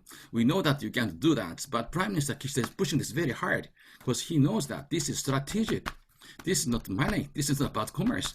This is strategic framework. This is what we're hearing from Obama administration. That's the reason why even American withdrawal, Abe-san said, we have to do it, he said. And we did it. So the throne is open. You're always welcome. And Russia, I have said that Russian gunships are going around us today because they are seeing us your ally. When they're having war in Ukraine, they're sending signals to us, don't move. Don't start a war against Russia in the back. This is what they're doing. So this is one war. We are not separated, and Russians are very much conscious about that. Korea is now the size of Russia. They are the size of the Canada today. They are the different democracy. Young Koreans are very different. They are very international. They are sensitive to the international responsibility, but not the senior people, not yet. They're very heavily ideological, anti-Japanese very much, anti-American imperialism too. So we have to put Korea out of this peninsula box. They are now global size. And Japan was like them in 1970s, and we have to wake up Korea. And if they join us, it's a very big contribution to Asian stability, together with the Philippines, of course, the Indonesia and the Vietnam. Australia is very important for us, but we have to engage UK, France, and Brussels and Germany. And so we have to engage the small nations, Lithuania, Latvia, and Slovakia, and Czech. They hate dictatorship. We have to engage these people in Europe. Europe is the second pillar of the West. Without them, we can't face Chinese. So we have to engage the Europeans. Taiwan, I have to say one word about Taiwan. They're very different today. The Manchu was almost bought by Beijing, and the students rushed into the parliament in 2014, and they said, we are Taiwanese, they shouted. Before they were saying, we are Chinese and Taiwanese. Today they say, we are 100% Taiwanese. Don't call us Chinese, they say. This is very new development. They're very proud democracy, and we have defended them. Thank you very much. Thank you very much, Kanehara-san. And now let me bring questions from Nabe-san and from Jennifer. So if you can pose your questions, and then we'll go back to the panelists. Nabe-san, dozo. Okay, thank you, Miria. I'm a Nabe Watanabe Sasaka Peace Foundation. I appreciate the presentation of the org, and I'm impressed the 2 American Koreans. So Corey, thank you very much for the mentioning Japan's capacity building. And the Professor Brandt, thank you for the very gloomy but very interesting the U.S.-China war scenario. And I mixed the two presents to the very, very difficult question to Japan. What kind of assistance, military assistance or capacity building assistance of Japan to Taiwan? Because, clearly we are watching a very effective way for the US and the US allies pre-war military assistance to Ukraine. That was a very remarkable effect for the Ukraine to defend their territory. Of course, very delicate. US has already the Taiwan Relation Act and doing a lot of assistance. What is Japan's role? That's actually, I talked with a Taiwanese friend yesterday. No easy answer. So any suggestion from you, the Corey and the Professor Brandt? Thank you. Very much. Let me bring Jennifer's question and then I'll ask Hal and Corey for answers to the question from Nabe-san. And Jennifer, please go ahead. Thank you so much, Mireya. And thank you, everyone. You guys were amazing. This is such a great panel. I just wanted to go back to, Mireya, your question about, is Japan doing enough? And Corey's answer was, yes, they're doing great. They're doing all sorts of things and so on. I mean, I have two reactions to that. Number one is I think that there are kind of two benchmarks we can use when we're talking about Japan's security, changes in Japanese security policy. And one is what we Japan hands like to do, which is to compare Japan to itself over time. And so we say, oh my God, this totally violated this taboo back from the 1970s. There was this big upheaval when they proposed that last time, and now they went through with it. And isn't that amazing? So if you use that benchmark, it seems like Japan's really, breaking some ceilings and so on, and really, really changing. The other benchmark is just, you could say a benchmark in terms of what do great powers do in terms of their security policy. But I think a better one would be to ask, well, what's their goal? Like, what do they want to do? What are they trying to do? What's the goal? And I mean, clearly, if the goal is to balance against China and East Asia, they're not doing enough. If the goal is to, come to Taiwan's aid, they're not doing enough. So you have to say, well, what's the goal? And Japan would then need to say, well, what are the missions that we need to be able to do to fulfill that goal? And then what are the capabilities we need for those missions? So I think that whole conversation has to precede our answer to Mireya's great question. Thank you, Jennifer. Great. So we have 3 minutes, lots in the table. Hal, why don't I go first to you, and then we'll see how much time left we have for the other panelists. But Hal, go ahead. All right, so let me try to run through a bunch of these issues quickly. Is the pace quick enough? No, and it's not even close. It's not even close when it comes to the defense industrial base. It's not even close when it comes to defense spending debates. It's not even close when it comes to operational planning for contingencies in the Western Pacific. We're debating whether we have 2 years or 5 years or 10 years to get ready for this instead of treating it like the emergency that it is. The current crisis in Ukraine has given us a chance to inject some urgency into this situation, and I hope very much that we take it. Just as a point of historical reference, in the 6 months after the Korean War broke out, we turned the North Atlantic Treaty into the North Atlantic Treaty Organization, committed to send troops permanently to Germany, got agreement in principle to rearm Germany, neutralize the Taiwan Strait, and did a bunch of other things. That's the sort of ambition we need today.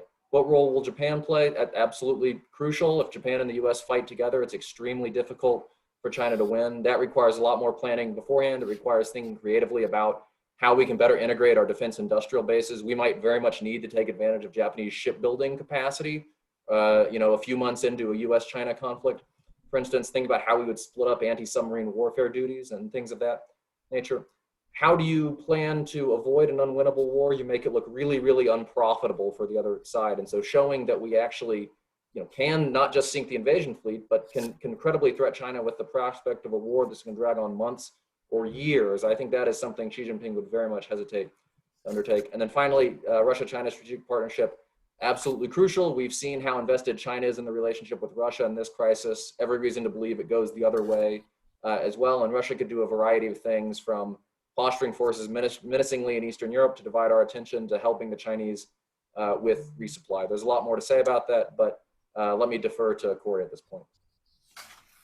I cannot improve on anything Hal said. I would just add that what we should be doing with the Taiwanese is helping build the kind of societal and civic resilience that we see in Ukraine, because there are a lot of doubts, especially in the United States, about whether the Taiwanese would actually fight to defend themselves. And we need to expel that notion. And the only way to do it reliably is through demonstrating together in the training we do with them, in the planning we do with them, that they are tough enough to defend their country with all.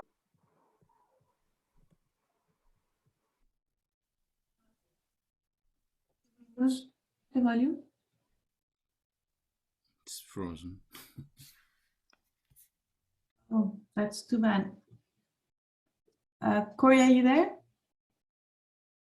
Yeah, I'm here. Sorry, we lost your audio for a moment. Please go ahead. Oh, I was done. Oh, I'm so sorry.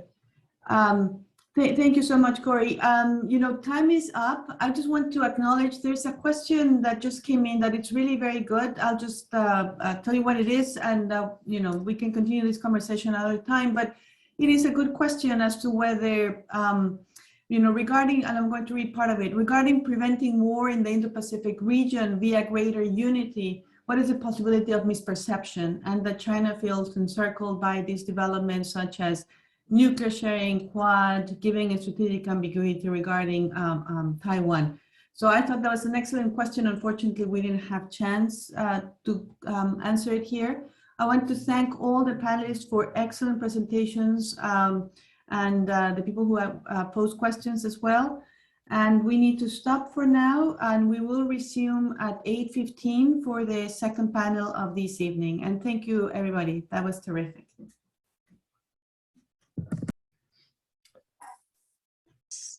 Hi, Nabe-san. Hi, Jennifer. Good to see you. So it's been a long way time. too long. Yeah. Last time I remember I saw you in London.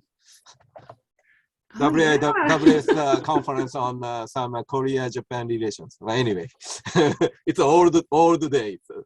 Yeah, making me very nostalgic. 懐かしいね. Yeah, that's right. Natsukashi. But the Professor Zeliko and the Professor Gavin. So nice meeting you. Very first time for me to see you, but of course I knew you too. So already through the books and publication. And I read your paper, Professor, and thought it, and enjoyed it. Thank you. Oh, thank you very much. It's a great pleasure. Of course, my English is not native, but somehow try to express Japan's recent development. Thank you. Excellent. Well, this is a ideal segue because we actually have been live the whole time. So this is a good start to our final panel. It's just been actually a tremendous 2 days. And I actually think this last panel, based on the quality of the papers, might be the best one. 3 absolutely terrific, provocative, really creative papers that I'm looking forward to discussing. And I'm going to go in the order that we have on the sheet, but I do think it's good that we all stay on the screen because I would like to get a conversation going. I think there's a lot of interesting connections between all 3 of the papers. And we'll start with Professor Jennifer Lind. I have had the privilege of knowing Professor Lind for over 20 years now, and it's one of the smartest people I know. She is at Dartmouth, which has a terrific just group of security studies people. And she's also associated with the Reichsauer Institute at Harvard and also Chatham House in London. A good graduate from SSP and MIT, who always produces top people, which I feel very loyal to. And is the author of a terrific book, Sorry States, Apologies in International Politics, which is, if you haven't read it, an absolutely fascinating and important look about how states think about apologizing, what effects it has on their policies, and what effects it has on international relations. She also has published all sorts of articles in all sorts of other great places. So thrilled to have you here, Professor Lind, and the floor is over to you to talk about authoritarian adaptation. Thank you so much, Frank. That was a very kind introduction, and I'm really thrilled to be part of the conference and on this great panel. A key question before us at this conference that we've been talking about all along are what are the big geopolitical challenges that the United States and Europe and Japan are together facing? And so far, we've been talking about a whole lot of different challenges, but a lot of them relate to the same fundamental situation of great power competition with authoritarian great powers. And so, you know, we've been talking about Russia, we've been talking about China, and then of course we haven't been talking about great power competition in the context of the North Korean threat, but North Korea this week, of course, makes it impossible for us to forget them. So, but my talk today is going to be focused on great power competition. And again, the challenge is that we in the West broadly construed, the West being the US, Japan, Europe, our partners in Canada and several other liberal countries, the challenges that we face in authoritarian great power competition. And there's differing views out there in terms of just how hard this competition is going to be, particularly with respect to China. I think everyone has the sense with respect to Russia, I'll say first, that we're not sure how powerful Russia is going to be, but that Russia is going to likely be a problem regardless of how powerful it is. If it's powerful, that will be a problem. If it's weak, that's going to be a problem. But with respect to China, there's a couple views out there, and one warns that China's power is continuing to rise, that China is getting stronger, that it's only going to want to play a larger role in East Asia, and that its power is still growing. There's a second view, though, that emphasizes that there are liberal advantages that liberal great powers enjoy relative to authoritarian countries. And in this view, which Professor Brandt has published on, also our friend Mike Beckley, they argue that democracies have key advantages in international competition, and authoritarian states have key weaknesses. And people who argue in this line of reasoning frequently have a skeptical view of China's future growth. They point out that China confronts several headwinds or several obstacles to its future growth, such as potential debt problems, such as adverse demographic trends. They often argue that China's growth will slow because it won't be capable of the kind of innovation that countries need to produce at that stage of development in order to sustain their growth. In my paper, I come down on the side that says China is going to be a formidable competitor whom we would be wise not to underestimate. Barring political instability, I would expect that China will surpass the size of the US economy and will keep pace technologically. China's emerging already as an innovation leader in the world, not only in today's technology, but in the frontier technology of the fourth industrial revolution, as it's called, such as in particular with artificial intelligence. And I base this view on two claims that I develop in the paper and also in the broader book project that this relates to. So first of all, the view of a democratic advantage, or this IR literature that's much broader than this on what we call a democratic difference in international relations, neglects to consider significant variation in the authoritarian category. So again, there's tremendous heterogeneity in the kinds of authoritarian regimes that we see around the world, and also relatedly in the kinds of outcomes that we care about. So for example, authoritarians govern themselves in very different ways, and some of them are more economically successful than others. Some of them are more militarily successful than others. Some of them trade a lot, some of them don't trade a lot. Some of them get lots of FDI, some of them don't get lots of FDI. So there's tremendous variation both in how they govern themselves and then in the outcomes that we care about. So some of these authoritarian regimes, many in the category of what we would call personalist regimes, govern in ways that stifle growth and innovation. Others, however, tend to be more institutionalized, and that tends to associate with more economic growth and even innovation. So my first point is that dividing countries into democratic versus authoritarian categories is just not enough nuance to reflect the important nuance that we see in international politics.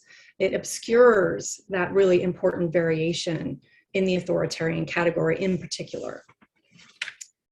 My second point is that the expectation that democracies will have an advantage neglects really important adaptation that we see amongst authoritarian regimes over time. So again, when you look, I was just talking about authoritarian variation across space. So if you look across space, if you look around the world, you see different kinds of authoritarian regimes set up with all sorts of different styles of governance and institutions and so on. But also when you look over time, you see that authoritarian regimes have adapted at particular times when many people probably thought their days were numbered. So a first moment was right after the Industrial Revolution. And initially, some authoritarian leaders, I mean, they were basically all authoritarian leaders back then. Some authoritarian leaders felt really threatened by the kinds of policies that were necessary to produce growth in the industrial era relative to the pre-modern era. For example, copying the more inclusive policies that we saw in Britain that led to the tremendous growth in the Industrial Revolution there were things like raising the level of human capital, namely educating the people, which is something that some authoritarian regimes didn't want to do and were scared of doing because they thought it would lead to revolution. Also allowing greater mobility of the populace, of the peasants, of the serfs. Creating a railroad system, right, which many leaders thought would lead to the spread of dangerous ideas and dangerous urbanization. So there were all these policies that were exactly the policies driving growth in that era that were quite alarming to some authoritarian leaders. So there were some leaders, like the Prussians, for example, who got over their initial hesitancy and educated their people and built railroads. And we all know how the Prussian railroad experiment went. They did rather well with it. And so they did phenomenally well. And other countries lagged behind because they feared the effects, the Austrians, the Russians, China in Asia. So the countries that lagged behind not only economically, but also on the battlefield experienced devastating losses. And again, China is a very grim example of what happens if you don't catch up. So later we would see, in the 20th century, we would see another round of authoritarian adaptation, then in response to the emergence of the information age, or what people call the third industrial revolution. So again, if we think about what led to economic growth at that time, again, related to the new technologies of computers and semiconductors and communications technologies, later the internet. So growth required, again, very high levels of human capital. It required connections to this globalized trade and financial system. It required mobility and allowing people to participate in global education and knowledge and economic and financial networks. And so another important thing that was an interesting change after World War II was the rise of the human rights regime and the rise of basically the kind of creation of international lending. Authoritarian regimes realized that if they cracked down really hard on their people quite brutally, if they repressed very openly and bloodily, that would lead them to be ostracized by the global community. It would chase away global finance. It would lead to sanctions and so on that would curtail growth.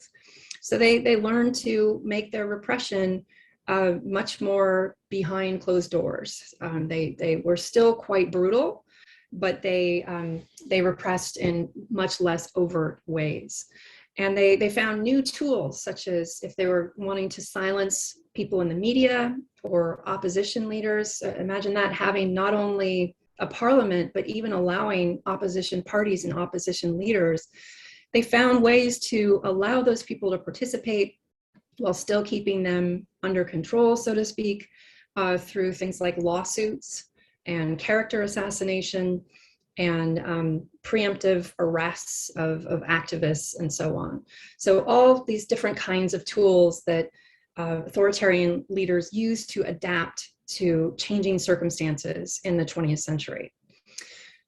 So, so scholars argue that authoritarian states won't be able to innovate. This is a key difference between the growth stories of the late 20th century, where like South Korea, Taiwan, Thailand, Hong Kong, Singapore. There was a whole literature then, and you can probably hear the connections that I'm making to that, about developmental authoritarianism. Those were all stories of catch-up growth, kind of early stage growth. Those were not arguments about innovation. It was just simply, can authoritarian economies experience growth? And what I'm arguing now is today there are arguments about, can authoritarian states like China, this is the one we're really interested in, can China innovate? Can China actually keep growing beyond this catch-up stage? And again, this argument about a democratic advantage says absolutely not, and they lay out different reasons why, and we're all, as academics, liberal academics, we're deeply sympathetic to these reasons, right? It's about the notion of having access to information and not being censored and having mobility and the ability to have conferences like this and so on. So there are very persuasive arguments in terms of why you would imagine that innovation would be impossible in an authoritarian setting. But in my paper and again in the broader book project, I show that in defiance of this skepticism, in defiance of these seemingly pretty persuasive arguments, very intuitive arguments, China's doing it. So what we're seeing, particularly over the last 10 years, is China really moving up through the global rankings in terms of different indicators that we use to measure innovation. And so that's things like patents, highly cited STEM research papers, and value-added manufacturing exports, and so on. And so when you look at these different indicators, you do not see that China is close to the United States. The United States, let me be clear, across most of these metrics, there's two countries that are ahead of everybody. That's the US and Japan. But the rest of the pack, China has overtaken. And that almost, I think, is for some of these indicators, China's right about to or has just overtaken EU. So anyway, again, we didn't think this was going to happen. Again, the arguments about, can illiberal countries provide an environment in which people can innovate? We didn't think this was possible, but the metrics are telling us that this is exactly what China is doing. Let me just quickly ask, well, what are the implications of this for us, for the United States, Europe, and Japan? So I mean, the overarching one is we cannot underestimate the authoritarian great power specifically China, that we're competing with today. Arguments about, oh, well, it's really corrupt, so it's not going to be able to innovate. We can't rely on those arguments. Other countries have figured out a way to have their corruption and eat it too, and China is doing the same thing.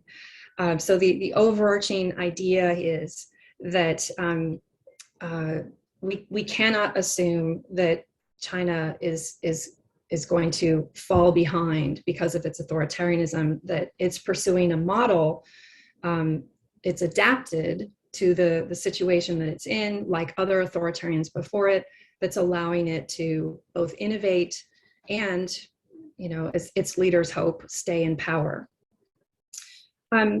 So let me be clear. I mean, I do expect that an innovative China is going to continue growing and will surpass the United States economically. But let me be clear, this is not an argument for, you know, Chinese global supremacy. I'm not saying China is going to take over the world here. So first, the US gets a vote too, right? Japan gets a vote too. Hal and Mike Beckley and others have said it's never a good bet to bet against the United States. The US is competing really hard against China, particularly in these frontier technologies. As I said, the US and China are really close in terms of their position. And if you're looking for a story about American decline, this is not that. The United States is competing really hard against China. And actually, Japan is right up there with the US and China in terms of these frontier technologies.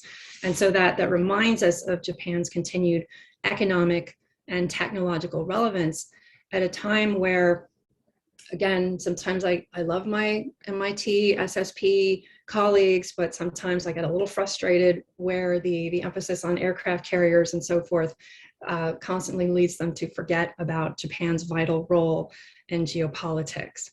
So anyway, don't rule out, the game is not won. Just because I'm saying China is going to do well, the game is not won. Second point is I'd also remind that my argument is one about China adopting a new model of authoritarianism. Mao Zedong's model of authoritarianism was disastrous for China. So was the Qing dynasties.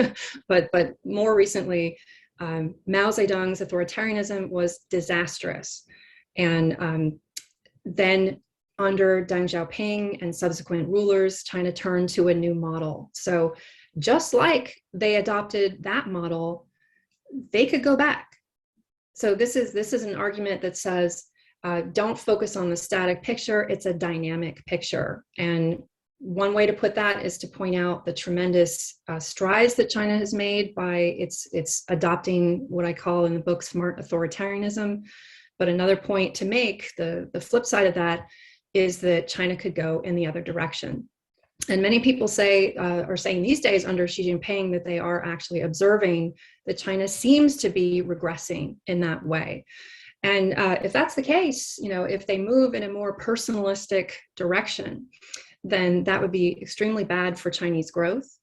And we could expect them to essentially be falling off the trend line that they have put themselves on, that they would have been on otherwise. So we'll be keeping a watchful eye on China's domestic politics as a result, because that'll tell us a lot about China's future performance. Thank you. Thank you, Professor Lind. And it's a reminder why we keep inviting you. Not only you're very smart, but you're very provocative. I have about 8 pages of notes of things I want to ask and argue with you about, which I'm going to have to hold on till. And I also had flashbacks to your paper last year about Japan bandwagoning or being nuclear. So I think we're going to have a very, very good discussion. But I will try to behave myself as chair and commentator.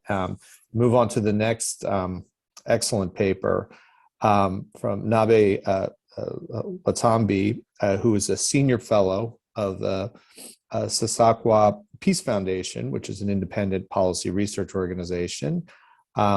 He joined the Peace Foundation in 2016.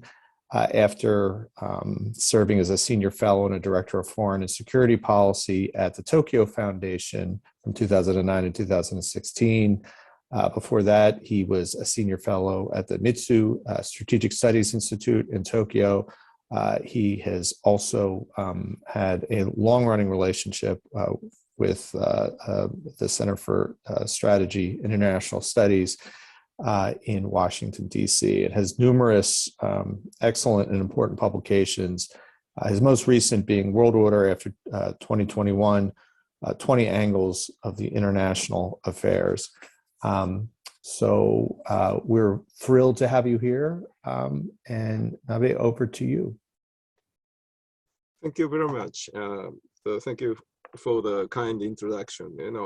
It's my pleasure to talk about the topic of how world should utilize Japan's potential resources for the new global governance and the global order. That means that already the Japan is changing. Many people already discussed about it, and the recent very interesting discussion after Ukraine war, what the U.S. grand strategy is on Foreign Policy magazine. I'm sure many people already read it. And the one of our panel, previous panel, Professor Toshi Nakayama contributed.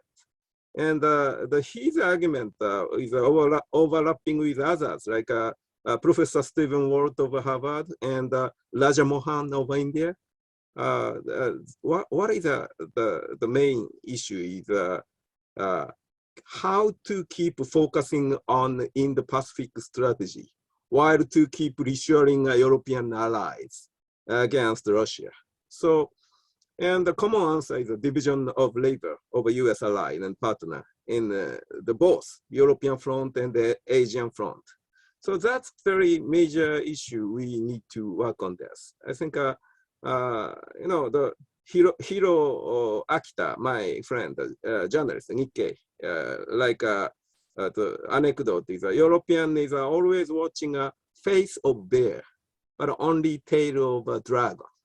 And our East Asian is watching every day the face of dragon and the tail of a bear. But, now Japanese are watching, oh, bear is now eating next neighbor. So bear is a serious threat to Japan. So that kind of things. So, changing Japanese perception already, my Japanese colleague already mentioned, but clearly the public poll said, recent Asahi News Network public poll, that's March 1920, 80% answer the possibility of Japan's security is threatened has increased by Russian invasion to Ukraine. That as the Toshi Nakayama mentioned, that was not happening 10 years or 20 years. So we are watching seriously the threat of Russia. Of course, in the old days, Russia was a traditional and classical threat to Japan. But Japan didn't think about Russia seriously for a while. Why? Because Cold War. And even after the end of Cold War setting, US had clearly had the superiority over in economic and military power over any rival. Of course, at that time, Cold War was the end of Cold War. China's power was very small, and the Soviet Union was in decline. In the Cold War, somehow the structural setting guarantees Japan's defense. At least Japanese perception is, US is a clearly big guarantor over Japan's defense. And unfortunately, it's no longer perception of Japan. Clearly, Japan realized Japan need to increase our own defense capability, our own. That clearly, such a view was more strength by the Japanese are watching over several events, like US withdrawal from Afghanistan, clearly sending signal all US allied partner, oh, you should defend yourself, at least.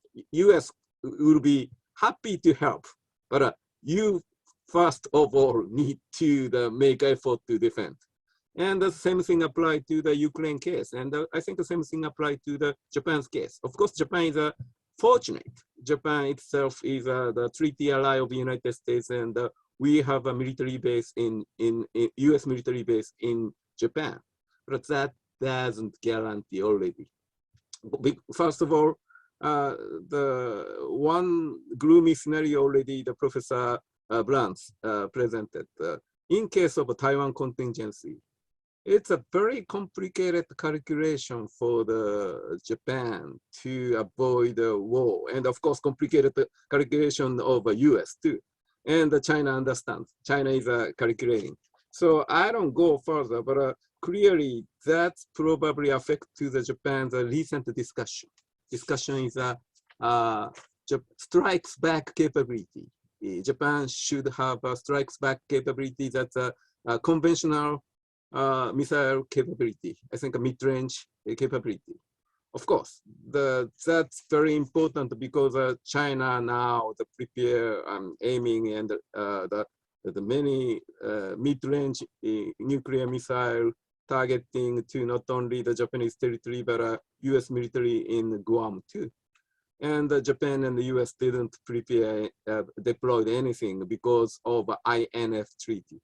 So Japan's now her discussion is how Japan should have our own the indigenous missile, conventional missile.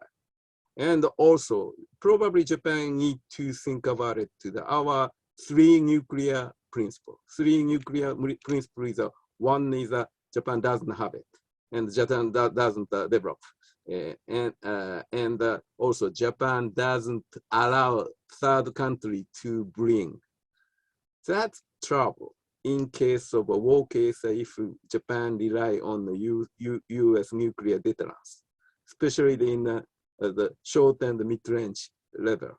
So Japan now, Japanese politics is seriously tackling on this. And actually I already testified to the ruling LDP and recently the largest opposition, the Constitutional Democratic Party, talk about this. And of course, LDP was very positive. And interestingly, opposition party was not so rejected. They are also realizing Japan's situation is a very difficult one. So one case probably Japan could go is more increasing Japan's own defense. That was clearly stimulated by the German decision, spending the military budget to 2% level of GDP. Japan's level has been 1% of GDP. So very recent Germany's the pledge by the Chancellor Schulz was would be the 110 billion in dollars in 2023. And Japan's the military budget is a little bit larger than Germany. So if Japan decided, the simplistic calculation is Japan could spend 110 billion if Japan decided to 2% of GDP. Of course, not yet, and it takes a little bit longer time. And actually, in my paper, I completely made a big mistake, the calculation of the US budget. US budget, military budget, 2022 would be almost $717 billion. And the Chinese budget is almost 200 billion. So, just calculate the additional $200 billion from Japan and Germany. That's not so bad for the alliance policy. Of course, just simply the total sum of the military budget doesn't make sense. So more important is cooperation. So already discussed about the industrial base, especially the research and the development in military-related technology, military and dual use. And the very important fact is that Japanese government and Japanese academic didn't spend much for the research and the development for the military area because of a split of Article 9 and Japanese academic very reluctant to engage in such kind of development. So that's the room for the cooperation in the future. I'm sure Germany is increasing such an area, and Japan is planning to increase. Of course, some political obstacle is still there, but again, the recent big change in the international environment after the trigger of Russian invasion to Ukraine, clearly the good sign to promote Japan's the engagement, not only in the military cooperation, but the research and development in the industrial level related to the military and the dual use.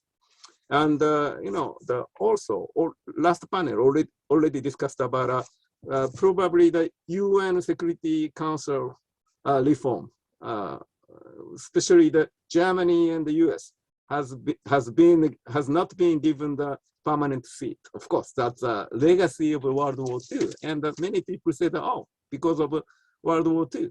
So Japan, world need to the big change as large as World War II. Maybe current change is a kind of change. But anyway, I don't go discuss about the reform of UN, but clearly the one things we could think about the room for the Japan and the Germany for the future security cooperation and the defense. If you are a good manager, you know how to give an incentive to the people who didn't work seriously. Give a position and responsibility. That's time for probably the US, Japan, and Germany for working on the security issue. Thank you. Thank you, Navi. An excellent presentation of some really important shifts, both historically and towards the future in Japan's strategic orientation and temperament. Lots to discuss there. Our next speaker is Dr. Phillip Zeliko. Phil has been a good friend and a mentor for, I guess, 3 decades now, and I've been very lucky to have him as a friend and a mentor. He's a historian, an excellent historian at the University of Virginia. He ran the Miller Center of Public Affairs, where I first got to know him. But he's also served in some extraordinarily important positions in government and the non-governmental organizations. He was, of course, the director of the 9/11 Commission, and before that was the commissioner on the Carter-Ford Federal Election Reform Commission. He was the counselor to Secretary of State Condoleezza Rice in the second Bush administration, and he's currently putting together an extraordinarily important commission to look at the origins, consequences, all the global effects of the COVID-19 crisis that we've all been suffering through. But I want to give a particular shout out to he has 2 recent excellent books. The first he wrote with Secretary Rice, To Build a Better World, Choices to End the Cold War and Create a Global Commonwealth. A lot of the themes in his paper, I could tell, built from that excellent book. And also a tremendous book, which is in a completely different field, but I highly, highly recommend The Road Less Taken, The Secret Battle to End the Great War in 1916-1917, which, while it might seem not particularly relevant, one of the riveting things about Phil's books, that particular book, is the sense of contingency and strategic and diplomatic choices that were available but not pursued, with some pretty startling consequences. And I think, as Phil's paper, his excellent paper shows, we may be again at such a similar moment where we face similar consequential choices. So with that, Phil, over to you. Okay, thank you, Frank. The conference was meant to address the issues of world order. So I wrote a paper on the pretense and reality of world order. And I'm just going to make a few comments in this presentation drawing from that. In 2017, which seems like a long time ago, I published an essay in the Atlantic magazine. The title of the essay asked, "Is the world slouching toward a grave systemic crisis?" Well, that was 5 years ago, and that question has now been answered.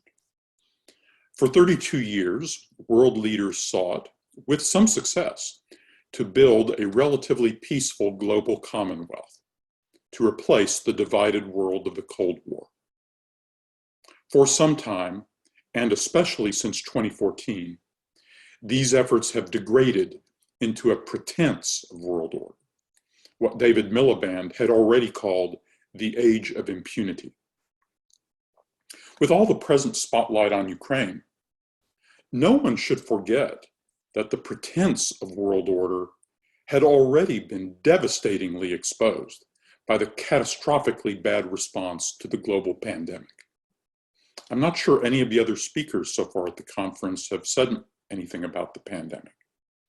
This pandemic has been a wrecker on the scale of a global war. The best estimates point toward about 20 million excess deaths and trillions of dollars of economic damage. No 21st century system of world order is worth the name if it cannot help contain such a global plague. Facing that danger, facing their unique global responsibilities, China and the United States did not step up. They stepped down. In their excellent book, Colin Call and Thomas Wright, we heard from Colin yesterday, Call and Wright pointed out that in the spring of 2020, quote, "For all practical purposes, the G7 ceased to exist," close quote. Pandemic politics, they concluded, quote, "ultimately dealt the final blow to the old international order," close quote. They published that conclusion 6 months before Russia's invasion of Ukraine administered such a resounding coup de grace, as jolting as a sudden gunshot. In that bygone age before the pandemic, before Russia's invasion of Ukraine, people argued about liberalism versus realism. They posed a liberal international order against retrenchment or offshore balancing or America first. People argued about multipolarity and hegemony and which country was dominant. These arguments were reactionary to America's wars or Donald Trump. They wrangled about the abstractions, the facades of notions of world order. These are more serious times. Across the world, people are less interested in abstractions and more interested in what countries actually do. Over the course of world history, it turns out that the most powerful idealism has usually been the idealism of what works. People do want to be reasonably safe from disease and assault. People do want a world that works in some sensible, reliable way. I like democracy better than autocracy. I like those speeches. A liberal world order, whatever it is, sounds like a good idea. A practical world order may seem more modest. Yet it has to organize action, not rhetoric, to address a few of the most basic problems that arise across borders. That will be an enormous task. It can only be attained with a great common effort. Facing reality, citizens of the free world find that these last two calamities, the global pandemic and the Russian attempt to conquer Ukraine, reveal a new paradigm. A deglobalizing, dysfunctional world order faces challenges that have never been more planetary in scope. If leading governments can successfully adapt a mix of old and new institutions to the new challenges, the full process will probably take several years, At least as a start, I offer 4 concrete goals for a practical system of world order. First, defeat and deter unprovoked violent aggression. In the short term, this is a commitment to help Ukraine defend itself and help Taiwan deter a violent Chinese assault, while countering global disinformation and the subversion of strategic corruption. 2, foster sustainable access to non-Russian energy supplies while coordinating the next stage of the energy transition. 3, reset an international economic system that can wage economic warfare against aggression and strategic corruption, set strategy for possible secondary sanctions and a global recession, mobilize massive financial help for countries victimized by the war and its supply shocks, and threaten and strengthen vital trading networks.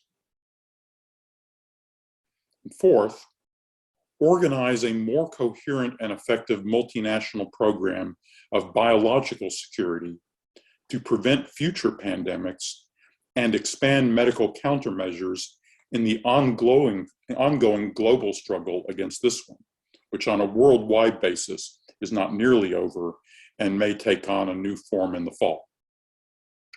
These strategies are quite interrelated. For example, all 4 of these goals involve efforts to comprehend, protect, control, or reorganize specific global supply chains.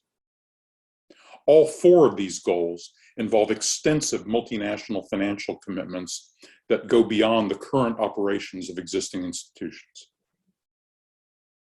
Plenty of commentators focus on the military and intelligence institutions. This little list of these 4 hints at the true breadth of the tasks for a practical system of world order. So the only other topic I want to touch on, pulling from my paper, is to talk just a little bit about the problem of organizing such a practical system. The bias of some of the existing institutions, like the United Nations and the WHO, has tended to weight the value of inclusiveness and voice ahead of the value of effective teamwork and results. After the pandemic, after seeing how the dictators manipulate the pretense of this hollow facade of order, citizens and governments are reevaluating how to weigh these values. The best answers on the most vital questions may be practical. Who can muster the capability to accomplish the desired effects and join in a common effort?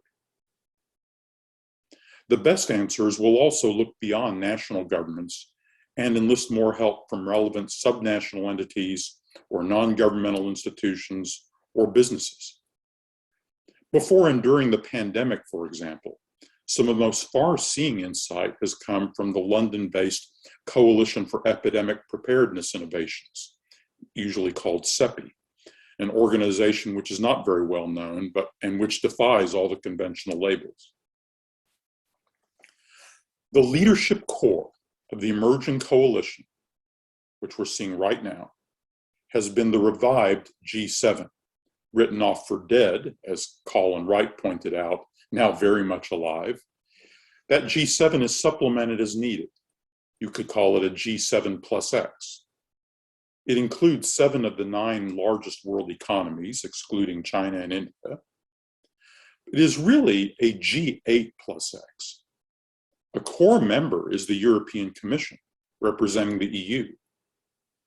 The X factor are the other countries or entities that help get a specific job done. Russia had been part of an earlier G8. Russia was expelled after the first invasion of Ukraine in 2014. Trump's effort to bring Russia back in were rightly turned down by the other members. The G7, which is really a G8 plus X, seems to be emerging as the core group. Sadly, the UN Security Council has become a theater not a center for organizing action. I do not see a practical plan for reforming. I heard Professor Watanabe's suggestion, which I think in principle is right, but in practice, I don't think it's possible to enact his suggestion in the UN Security Council. So how might leaders envision the future development of this G8+X? In 2021, organizing the G7 summit in England, the British government invited the leaders of the Republic of Korea, Australia, and India to also join this meeting. That precedent was wise. Korea and Australia should be invited to join. I also support an invitation to India. This is controversial, and I might be wrong about this. Everyone has noticed India's neutrality in the Ukraine crisis. In the early years of India's independence, its leaders were non-aligned in the Cold War, but they welcomed a very active role in collective security and the United Nations. The current leadership has proudly preferred to pursue a different conception of India's self-interest, mindful of their 50 years of friendly association with Russian arms suppliers. But I believe the Chinese assault on India's frontiers, the pandemic, and the Ukraine crisis have given India's leaders a lot to consider. If India's leaders prefer to keep their distance, perhaps they should be the ones to make that choice. The emergence of the G8+X raises another issue. The current habit is to think of European structures and other structures for the Indo-Pacific, to follow the current fashion. This bifurcation seems increasingly anachronistic. The United States wants to encourage the Europeans to take a global perspective. They encourage the Asian members to take a global perspective. As I read the papers and statements from the Japanese participants in this conference, I see a real Japanese readiness to welcome and accept that invitation. Okay, the pandemic and the Ukraine war are having a powerful effect. Sure, some of the needed actions have a regional character. Many do not. The Quad may turn out to be a transitional grouping. Leaders can only meaningfully engage in a handful of international structures. The enemies of this new system, united by their resentment of the United States, will seek to portray it as a system driven by Washington. If the system is properly conceived, the charge will be false. The more one knows the real story of past coalition successes, the more one understands the complexity and value of genuine coalition staff work and scientific cooperation. The old Cold War system was not a system in which the United States recruited the principal partners. It was the other way around. The principal partners tended to recruit the United States. It was the partners who then did much of the work to defend themselves and organized the loose confederations that defined that system of anti-communist kinship. On many problems, the majority of relevant resources and wisdom will not necessarily be found in the United States. The bandwidth of American leaders is already overburdened. Their underlying institutions have many long-standing problems. The expanded EU has had its own troubles, especially since the inconclusive battles over its constitutional authorities since 2005. The pandemic and the Ukraine war are the shocks that may allow the EU and America to revisit their sagging institutions and rebuild. It can happen in wartime. In any prolonged war, the systems that end up performing best are usually those that were developed in reaction to the experience of war, not those already in place when the war began. Thanks. Thanks, Phil. Terrific stuff. I have some comments and questions for each, but I'm going to encourage both the panelists and the attendees. I see we have one question for Professor Lind already, and I'm also, a lot of things I think that both Corey and Hal said in the last session are going to come up, and I would love to hear from them. But I want to throw a few things at you first. Jenny, I think it's a terrific reminder. Your paper is a terrific reminder about how easy it is and how often we have underestimated the capacity of states that don't appear to have economies similar to ours to do better over longer periods of time at doing things that we didn't expect them to. And in fact, this was a story true of the Soviet Union as well, right? When people were shocked that the Soviet Union was able to develop especially some of the military technology. So it's a very important reminder, but there's a couple things in your paper that struck me. The first was, if I followed the story correctly, the first group of shifting in terms of authoritarian states was essentially to mirror and copy the practices that had already been developed. Maybe I misunderstood that, but that there was, in that first industrial period, there were, obviously concerns in the agrarian societies, traditional societies, and that those authoritarian societies that essentially adopted the principles, particularly that were going on in the United States and Great Britain in the 19th century,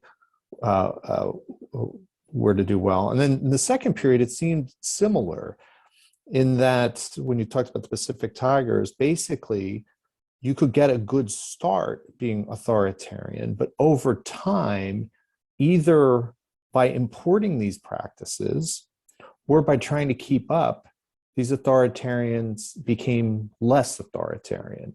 So I think it's a very important point to distinguish among authoritarians, but it struck me that what you were describing appeared to be authoritarian states shedding their authoritarian qualities in order to compete. If that's not correct, and if that's true, then that argument would seem to be, that ultimately sticking with authoritarianism isn't necessarily the sort of best strategy. Then the second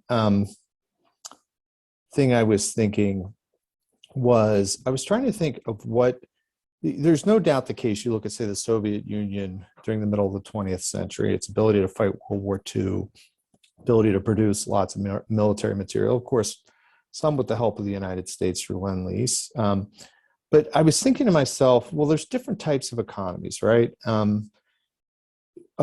If economic wealth is generated best by mobilization, centralization, and command, or at least can compete, then you might find a situation where an authoritarian state could do well, right? If you're trying to get people to grow wheat and mine coal, and produce steel in a factory, where economies of scale, mobilization, and centralization and command are important, then that's one that probably is not going to put as much pressure on a centralized economy. It strikes me when you're talking about the fourth industrial revolution, you're talking about some of the traits that seem to generate success are decentralization, flexibility, and as opposed to command, attraction.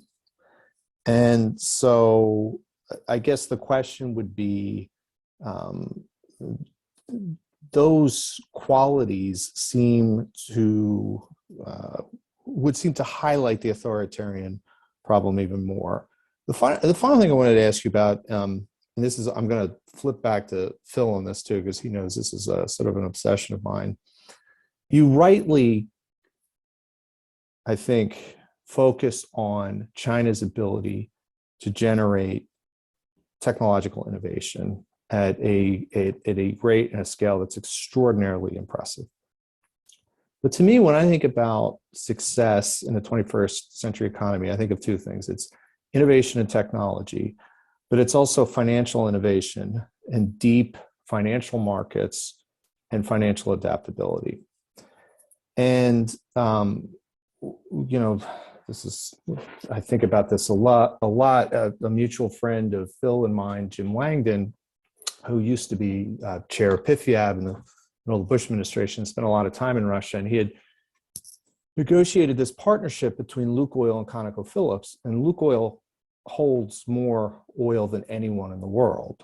ConocoPhillips is this tiny, tiny company. And sort of when you explored why they've pursued the partnership, it was because Lukoil's market capitalization was 1/10 of that of ExxonMobil, despite the fact that Lukoil had 10 times as much oil resources. And what became clear through this is that successful energy companies are finance and technology companies. It's not who owns oil, right? If ExxonMobil wants to build a project on Mars to get oil, it can raise the $1 trillion to do it. Lukoil cannot. It couldn't before, and it certainly can't now. And so that I want to ask you about the financial side of it, because, and this is where the Hong Kong thing is so interesting, and I think it's a natural experiment of what you're talking about.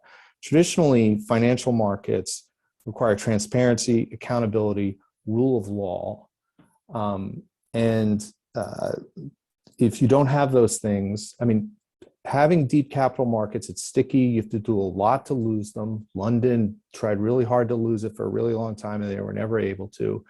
But Hong Kong's going through that experiment. I wonder what your argument says about the second part of the equation of what I think is important for growth in the future, which is sophisticated, highly developed, innovative financial markets, not just traditional ones, but things like venture capital, hedge funds, all sorts of creative financial instruments. So those were sort of my reflections I would love to hear. Navi, on your excellent paper, it is so striking in this conference, the profound shift that has just been captured in the shift in Japan's strategic orientation, even frankly from last year. But when you think about, I mean, this has come up again and again. And I would love to hear more about that, because one thing struck me when you're talking about this in your paper, Japan's, and this came up obviously in Corey's paper as well, Japan's decision to adhere so closely and vigorously to the Western response on Russia is even more remarkable because, as is pointed out in your paper, Japan faces more threats than anyone, right? They face China, they face North Korea, which no one's talking about right now, but is doing all sorts of terrifying things. And it would have been understandable in these circumstances, in addition to having had to deal with a relatively erratic United States in the last few years, for Japan to have said, the last thing we need is to alienate Russia, especially when we have these two other threats and we don't know what's going on with the US at all times. So I would love to hear more about, and instead they very vigorous in terms of and a great vulnerability. I think to an extent that people don't really recognize the shift that Japan has made is both profound, but also leaves them very, very vulnerable. And I would love to hear more about that. Connected to that is your paper hints at, and this has been another theme of the conference, some skepticism about America's commitment to the shift to the Indo-Pacific. And, I tried to push Colin on this a bit last night. Mira got pushed on this a little bit this morning about how the US can do both. But your paper clearly indicates that there was skepticism before about the shift, and there is skepticism even more so with the US response to Russia's invasion of Ukraine, because there's only so many resources that can go there. And so I wonder if you could flesh that out a little bit more, and how Japan's thinking about that, because there's this vigorous response despite this concern that the US is not going to be able to do what it promised. Finally, and this is something that I thought a lot about, and it connects to Phil's paper, your talk about UN reform and the conversation you were having. One thing that I take from many of the papers, but we need better institutional architecture, right? And so there has been some institutional innovation since the end of the Cold War, but I wonder if this is a moment that instead of thinking about reforming the UN and the Security Council, whether, as is hinted at in some of the papers, this is in a time, and given Japan's extraordinary leadership on some of the sort of economic regional organizations, if there isn't some thought of some kind of innovation on that front. And then Phil, on your, I read your paper 3 times. I think there's so much in it. So the first thing I thought when I read it the first time, I thought, the 2017 piece, when you talked about slouching, and I thought about, it was 2017, like 1935, and you need some kind of shock to the system. Then, of course, the shock, the horrendous thing about the COVID-19 crisis is you can't get a bigger shock than that. It still doesn't seem to focus the global environment to what has to happen. And so the question I had is, how do you know what an inflection point is? But then, interestingly, we have, during this Russian invasion of Ukraine, we do have this sort of global response. And I thought, this is a puzzle. It's a horrible, horrendous, terrible war. But as you point out, COVID-19 was like a catastrophe on the scale of a world war. And so I'm wondering, is there something about, I hope this doesn't come out off-putting, but a conventional war, a geopolitical competition that fits in, we have the institutional architecture to deal with it, we have the muscle memory to deal with it. Whereas for the kind of problems that you are highlighting, the hard work that needs to be done to come up with the institutional arrangements, the global governance to deal with those, is just so hard that we kind of know how to react to wars and invasions, but we're not, we had, you point out about how the WHO has degraded over time, but you think about the future global climate crises and whatever crises that are going to come down the path. That leads to another question, which is this collapse in governing capability, which you have been more eloquent about than any, happens at a time when US corporations are more innovative, and not just corporations, right? The Gates Foundation, Stanford University, our companies like Amazon, Goldman Sachs, as I mentioned, ExxonMobil. This is an old query and dilemma. It's one that you've thought a lot about, but you think about, Pfizer, Amazon, what your answer is to the puzzle about the inability to import some of that innovation into governance solutions. Then one question for everybody, all 3 of you, and this is the lingering effects of Hal's chilling paper, is China out? Like, are we just sort of, because, obviously this is an inflection point in a lot of ways, but one also wonders, if you're Xi, you read Hal's paper and you work backwards and say, what is an outcome we don't want? It's what Hal's paper is. How do you work backwards from that?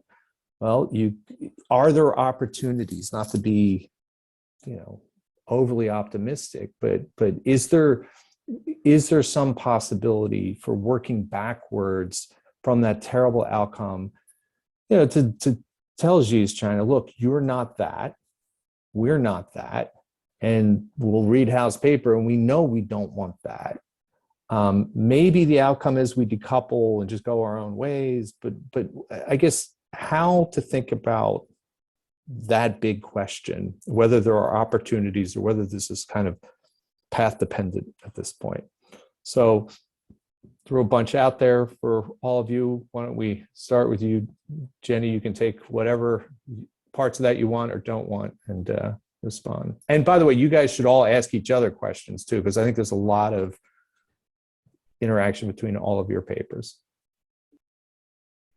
Thank you so much.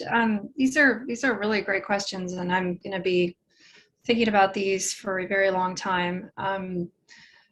So you asked about, am I essentially saying that for authoritarian countries to grow more economically successful, does that mean they just have to grow less authoritarian? And actually, yeah. So, I mean, in some cases, we did see these notable examples where an authoritarian country that oversaw that period of catch-up growth, like South Korea and Taiwan, then experienced a democratic transition. And so that's one of these examples that leads us to think about modernization theory and the growth of a middle class and so on. Interestingly, there's a great book by Bryn Rosenfeld about, like, again, authoritarians adapt, and so what they do is they buy off the middle class by giving them all civil service jobs within the regime, and so then they don't rise up against the regime. So hence, many cases where modernization theory doesn't work. So again, very, very clever leaders. Essentially, the institutions literature talks about both political institutions and economic institutions. And so political institutions would be things like electoral laws and, civil rights, freedom of speech, that kind of stuff. Economic institutions would be, property rights and regulations and labor regulations or financial regulations and so on. And so the literature basically says financial institutions, political and economic institutions tend to kind of move in tandem. So they think, in other words, you're going to see liberal regimes will have liberal economic institutions, or the word they use in some cases, they talk about open access orders or inclusive institutions. And then they say, well, you wouldn't get a situation where you would have an illiberal political system with liberal economic institutions, because what the people do is when they get in charge is they try and take as much wealth for themselves as possible. And so you'll never get a situation where you have the political and the economic institutions being different. But we actually do. When you look around the world, you do see that there are what we call extractive political institutions, or namely authoritarian countries. Some of them adopt highly extractive economic institutions, like North Korea, like Mao. Others adopt more inclusive, as we call it, economic institutions. So they do create property rights rather than expropriate. They do actually provide some civil society and some rights of some ability for people to assemble and so on. They control it carefully. They're not Democrats. They're still authoritarians, but they do provide, we would say, more inclusive policies. And it's those countries that do well. It's the ones that adopt the more inclusive economic policies, despite the more extractive authoritarian political setting, they do well. So, essentially what this means is that the people who are arguing about you need inclusive or more liberal economic policies for growth, they're absolutely right. That is confirmed. That is true. You're not going to get growth in Mobutu's Zaire, where there's expropriation going on and patronage in the civil service and rampant inflation and all these things caused by corruption and so on. So that's kind of the poster child economy for bad authoritarian policymaking and the lack of growth. But you will see that there are some extractive governed countries that will adopt the more inclusive economic policies. So that's where I'm arguing the institutions school is getting it wrong, is they're expecting these things to move in tandem all the time, but they clearly don't. You brought up a bunch of issues talking about basically like conditions that would lead to success and you phrase it in terms of the fourth industrial revolution, like today and going forward. What are different conditions that countries need to have to succeed economically? And talking about like, maybe authoritarian governments are really good at highly centralized stuff, and building steel plants, and like the South Korea's heavy industry industrialization, classic example. And so that actually was a big strand of theory that came out after the East Asian NICs or tigers or whatever we want to call them in the 70s and so on. And that was an argument that said, maybe they're really good at this kind of stuff, like the input-driven growth. And so that is what that literature was arguing. But again, they're not supposed to be good at the kind of stuff we're doing today, and yet we have this case of China where they're doing it. So that's the big question. You also mentioned like, financial markets, you need access to capital. China's got massive capital markets. Capital's flooding into China. So it might be true that someday China does something so beyond the pale that global capital will desert it. Wasn't Hong Kong, right? Capital is still flowing. So that the whole like China would never kill the goose that laid the golden egg thing. It killed the goose, right? It killed the goose, and the capital's still flowing. China's still receiving all that money. So maybe the next goose, Taiwan, you can't kill that goose. All right, but what's the argument, right? Maybe there's a big difference, especially if there's a war. I would imagine there is, but there were a lot of people making that argument that China could never crack down on Hong Kong for this very reason, and they did, and nothing happened. So that's a really important thing to remember too. I'll just say, again, you were laying out some of the conditions. Don't you need to have these kind of conditions in the future in order to grow? And doesn't that sound like things China won't be good at? A lot of the things you're talking about for the future are basically the same things that we talk about for now. Again, availability of capital, openness, networks, all that kind of thing. And yet China's thriving in this environment. There's one area where people are talking about, again, kind of bringing up this idea of perhaps an authoritarian advantage. And this relates to in an age in which AI is driving tremendous innovation and global productivity. Data is king, and the country with the most data is going to be the most powerful because its algorithms will be the most informed by all this data and therefore the best, and so on. So there is this argument about China's the Saudi Arabia of data, right? Data is the oil of the 21st century, and so on. And so you are hearing people making this sort of ominous argument about, the worm has turned, and now it's the authoritarians who have the advantage.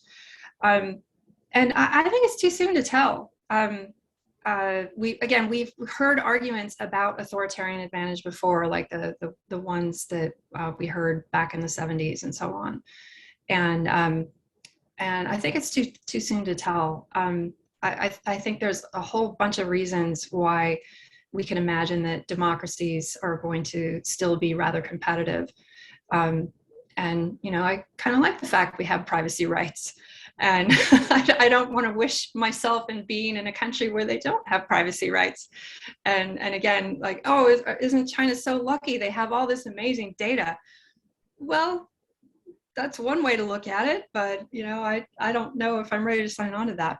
So in short, we are starting to hear arguments about authoritarian advantage. I'm not ready to go quite that far yet, but my argument so far is just to say we have been emphasizing too much arguments about authoritarian disadvantage, and I think that that's a mistake.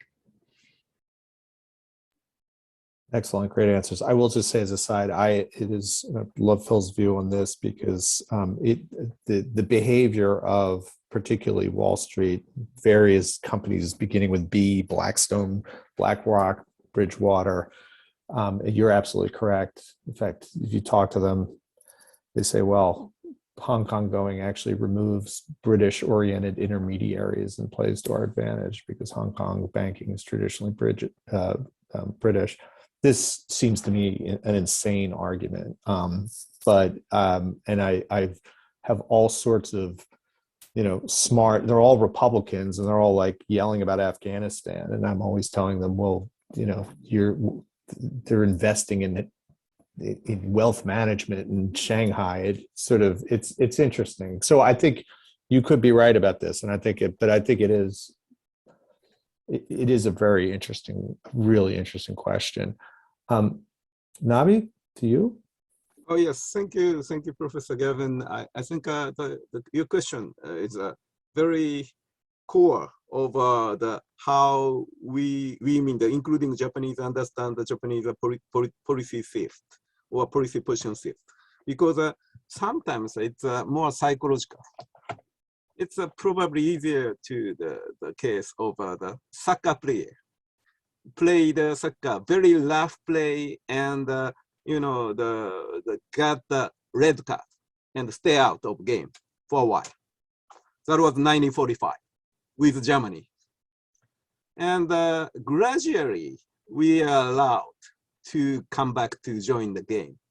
But still many people see Japan and Germany, oh, this guys may do rough play again. And we are very self-restrained. Maybe we don't play free. Just if we need to play hard, but maybe this time not. This kind of things.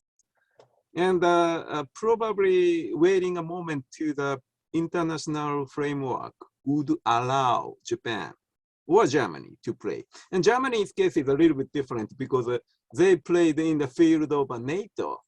So I saw many German high officials in NATO. They are very sympathetic to Japan's position somehow.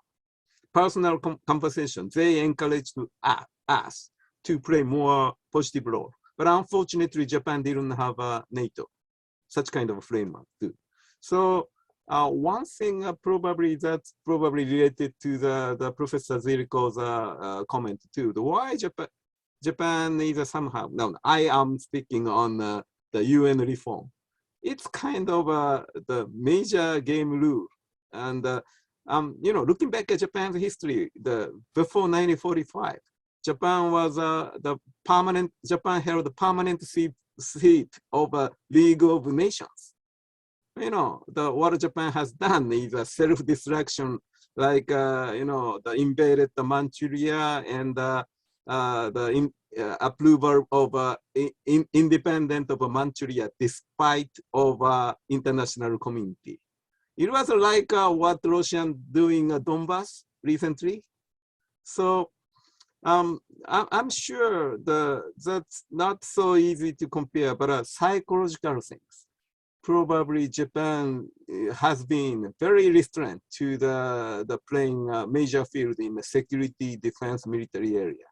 And still such kind of psychology remained. But now probably in the old days mean of the 10 years or 20 years, Japan was not seriously threatened by any existential threat.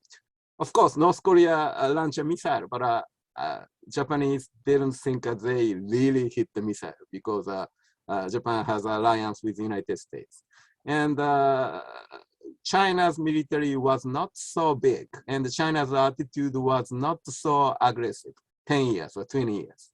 But 10 years ago, Japan experienced a very difficult moment when China suddenly claimed the Senkaku Islands, which Japan claimed as our own territory. And China didn't claim for a long time, but suddenly they start sending a vessel to the surrounding the Senkaku.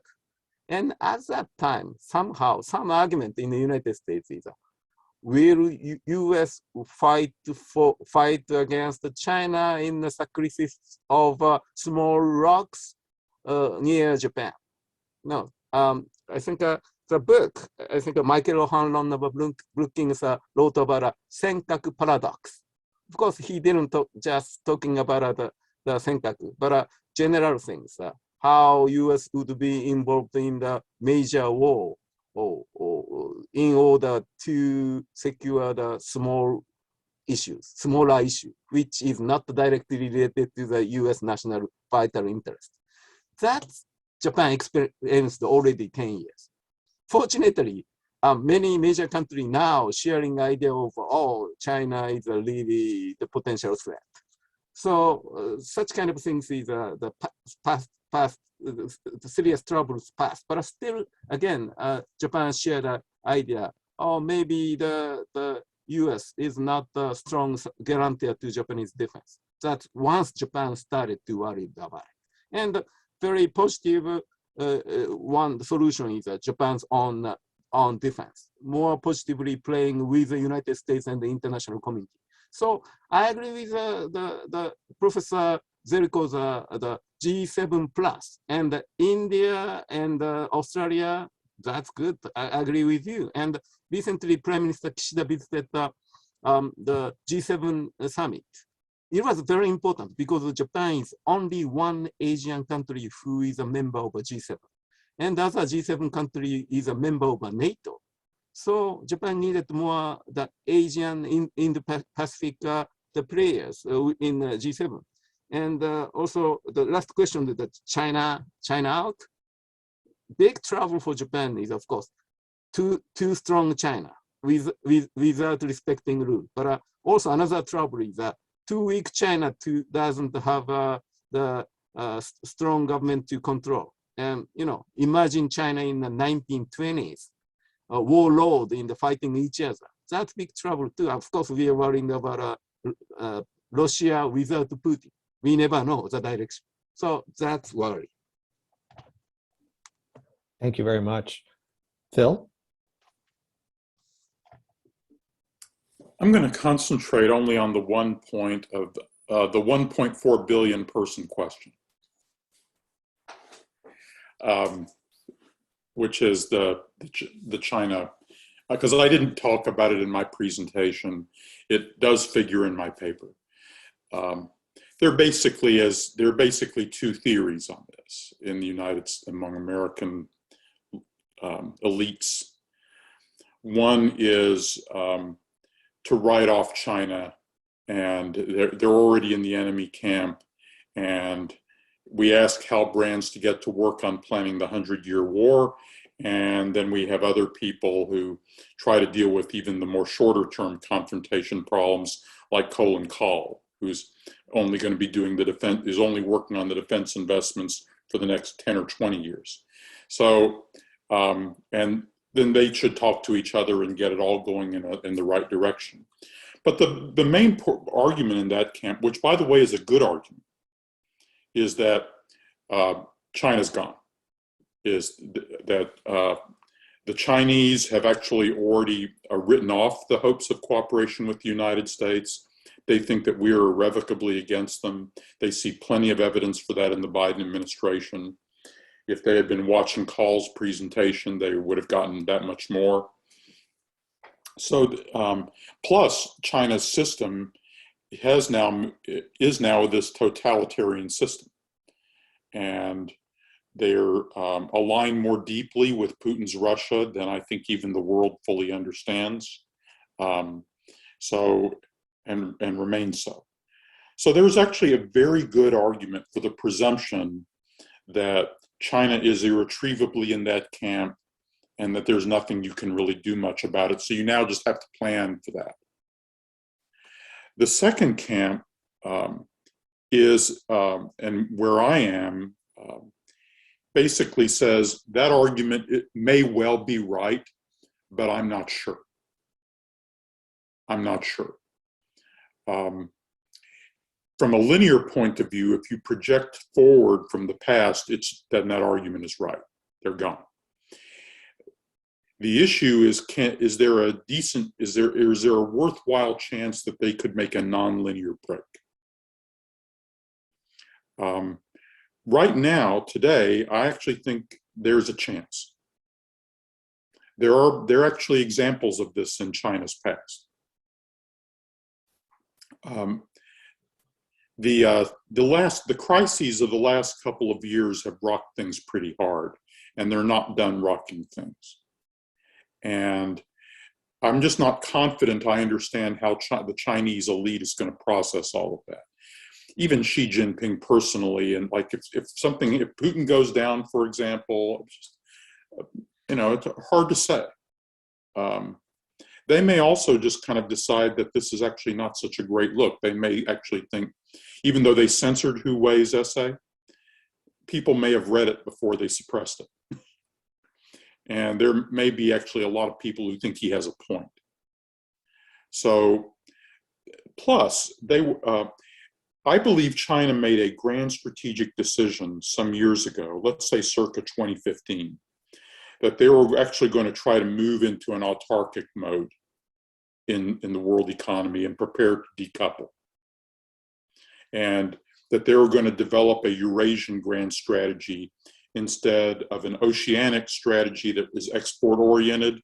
They were going to rely on a Eurasian grand strategy that is more mercantilist and autarkic within the Eurasian bloc that they're building up. I think they made that grand strategic decision. I just don't think they've pulled it off on the numbers. I don't think they've actually attained that vision. I think that is the vision. They're just not there. They're not even that close to being there. And so there is actually then people who are like, in theory, we can do this, but in practice, we don't think we can. And then that causes some reflections as to if the Americans and the Europeans are actually really mobilizing in some novel way and doing things economically in the way I propose, does China want to be in or out in that story? Now, let me offer two more observations about that. First is, in the second camp that doesn't write China off, most Americans do not agree with me, but most Europeans do agree with me. And most Asians agree with me, especially in Southeast Asia. And you know what? That really matters, because the Europeans are going to hold the fulcrum balance of power on this. The Europeans are actually going to determine more or less the limits of what the economic warfare is going to allow. They're the ones, not the United States, who are really setting the parameters of the economic war against Russia. And I think the Europeans, not the Americans, are going to set the parameters on the economic isolation of China. Now, take that premise for a moment and then think, well, then how do I prepare and hedge against the possibility that the pessimism about China is right, which I acknowledged is very possible, if not likely. The way you do that is not go to the Europeans and say, you need to renationalize and end all of your export-oriented business models. The argument, then you have to redirect over time Europe's export-oriented business models into new export markets that don't rely on the Chinese market. Well, wouldn't it be nice if, to do that, the United States then embarked on a novel new trading relationship with Europe, which of course is what the German finance minister Lindner just proposed, is that we revive the US-EU trading idea. By the way, of course, if America then joins the trading network in Asia, what you do is, look, lots of businesses in Europe are going to be looking for ways that they can find export markets that don't rely on China, because the political risk associated with China has clearly gone up. But if the United States doesn't help build alternative trading networks, you're really asking them to say, why don't you just junk your export-oriented business models? They're not going to do that. And a lot of the Asian countries are not going to do that. So you need to offer them an alternative business model that doesn't rely as much on China. Excellent. Thank you. There's a few other questions, but I'm also mindful of the fact that our wonderful SICE events and IT team is working overtime right now. So I think we were supposed to end at 9:45, and so we should probably bring this to a close. So absolutely fantastic, terrific panel. So much more to talk about. Great stuff. And thank you all for excellent papers and an excellent conversation. That actually brings our conference, our second annual conference on U.S.-Japan, Future of World Order, to an end. I think it's been a terrific event. I want to call out and thank a few people in particular who have made this possible. First, as I mentioned, the SICE events and IT team has been extraordinary. They put this together not just to make the technology seamless, but to bring together people from at least 4 different time zones from around the world to make this work. So thank you. I also want to thank a wonderful team at the Kissinger Center, Andrea, Alexis, and Nathaniel. Absolutely terrific, fantastic. I wish I could, have everyone give you a standing ovation because they have been working night and day to make this happen. The last person I want to thank, and I'm trying to get him on the screen, he's going to probably be too shy to do it, but is our good friend Kentaro Fujimoto from Japan's foreign ministry. You heard Jim yesterday talk about how we are very proud. He's very proud of him as a SICE alum and all that he's accomplished.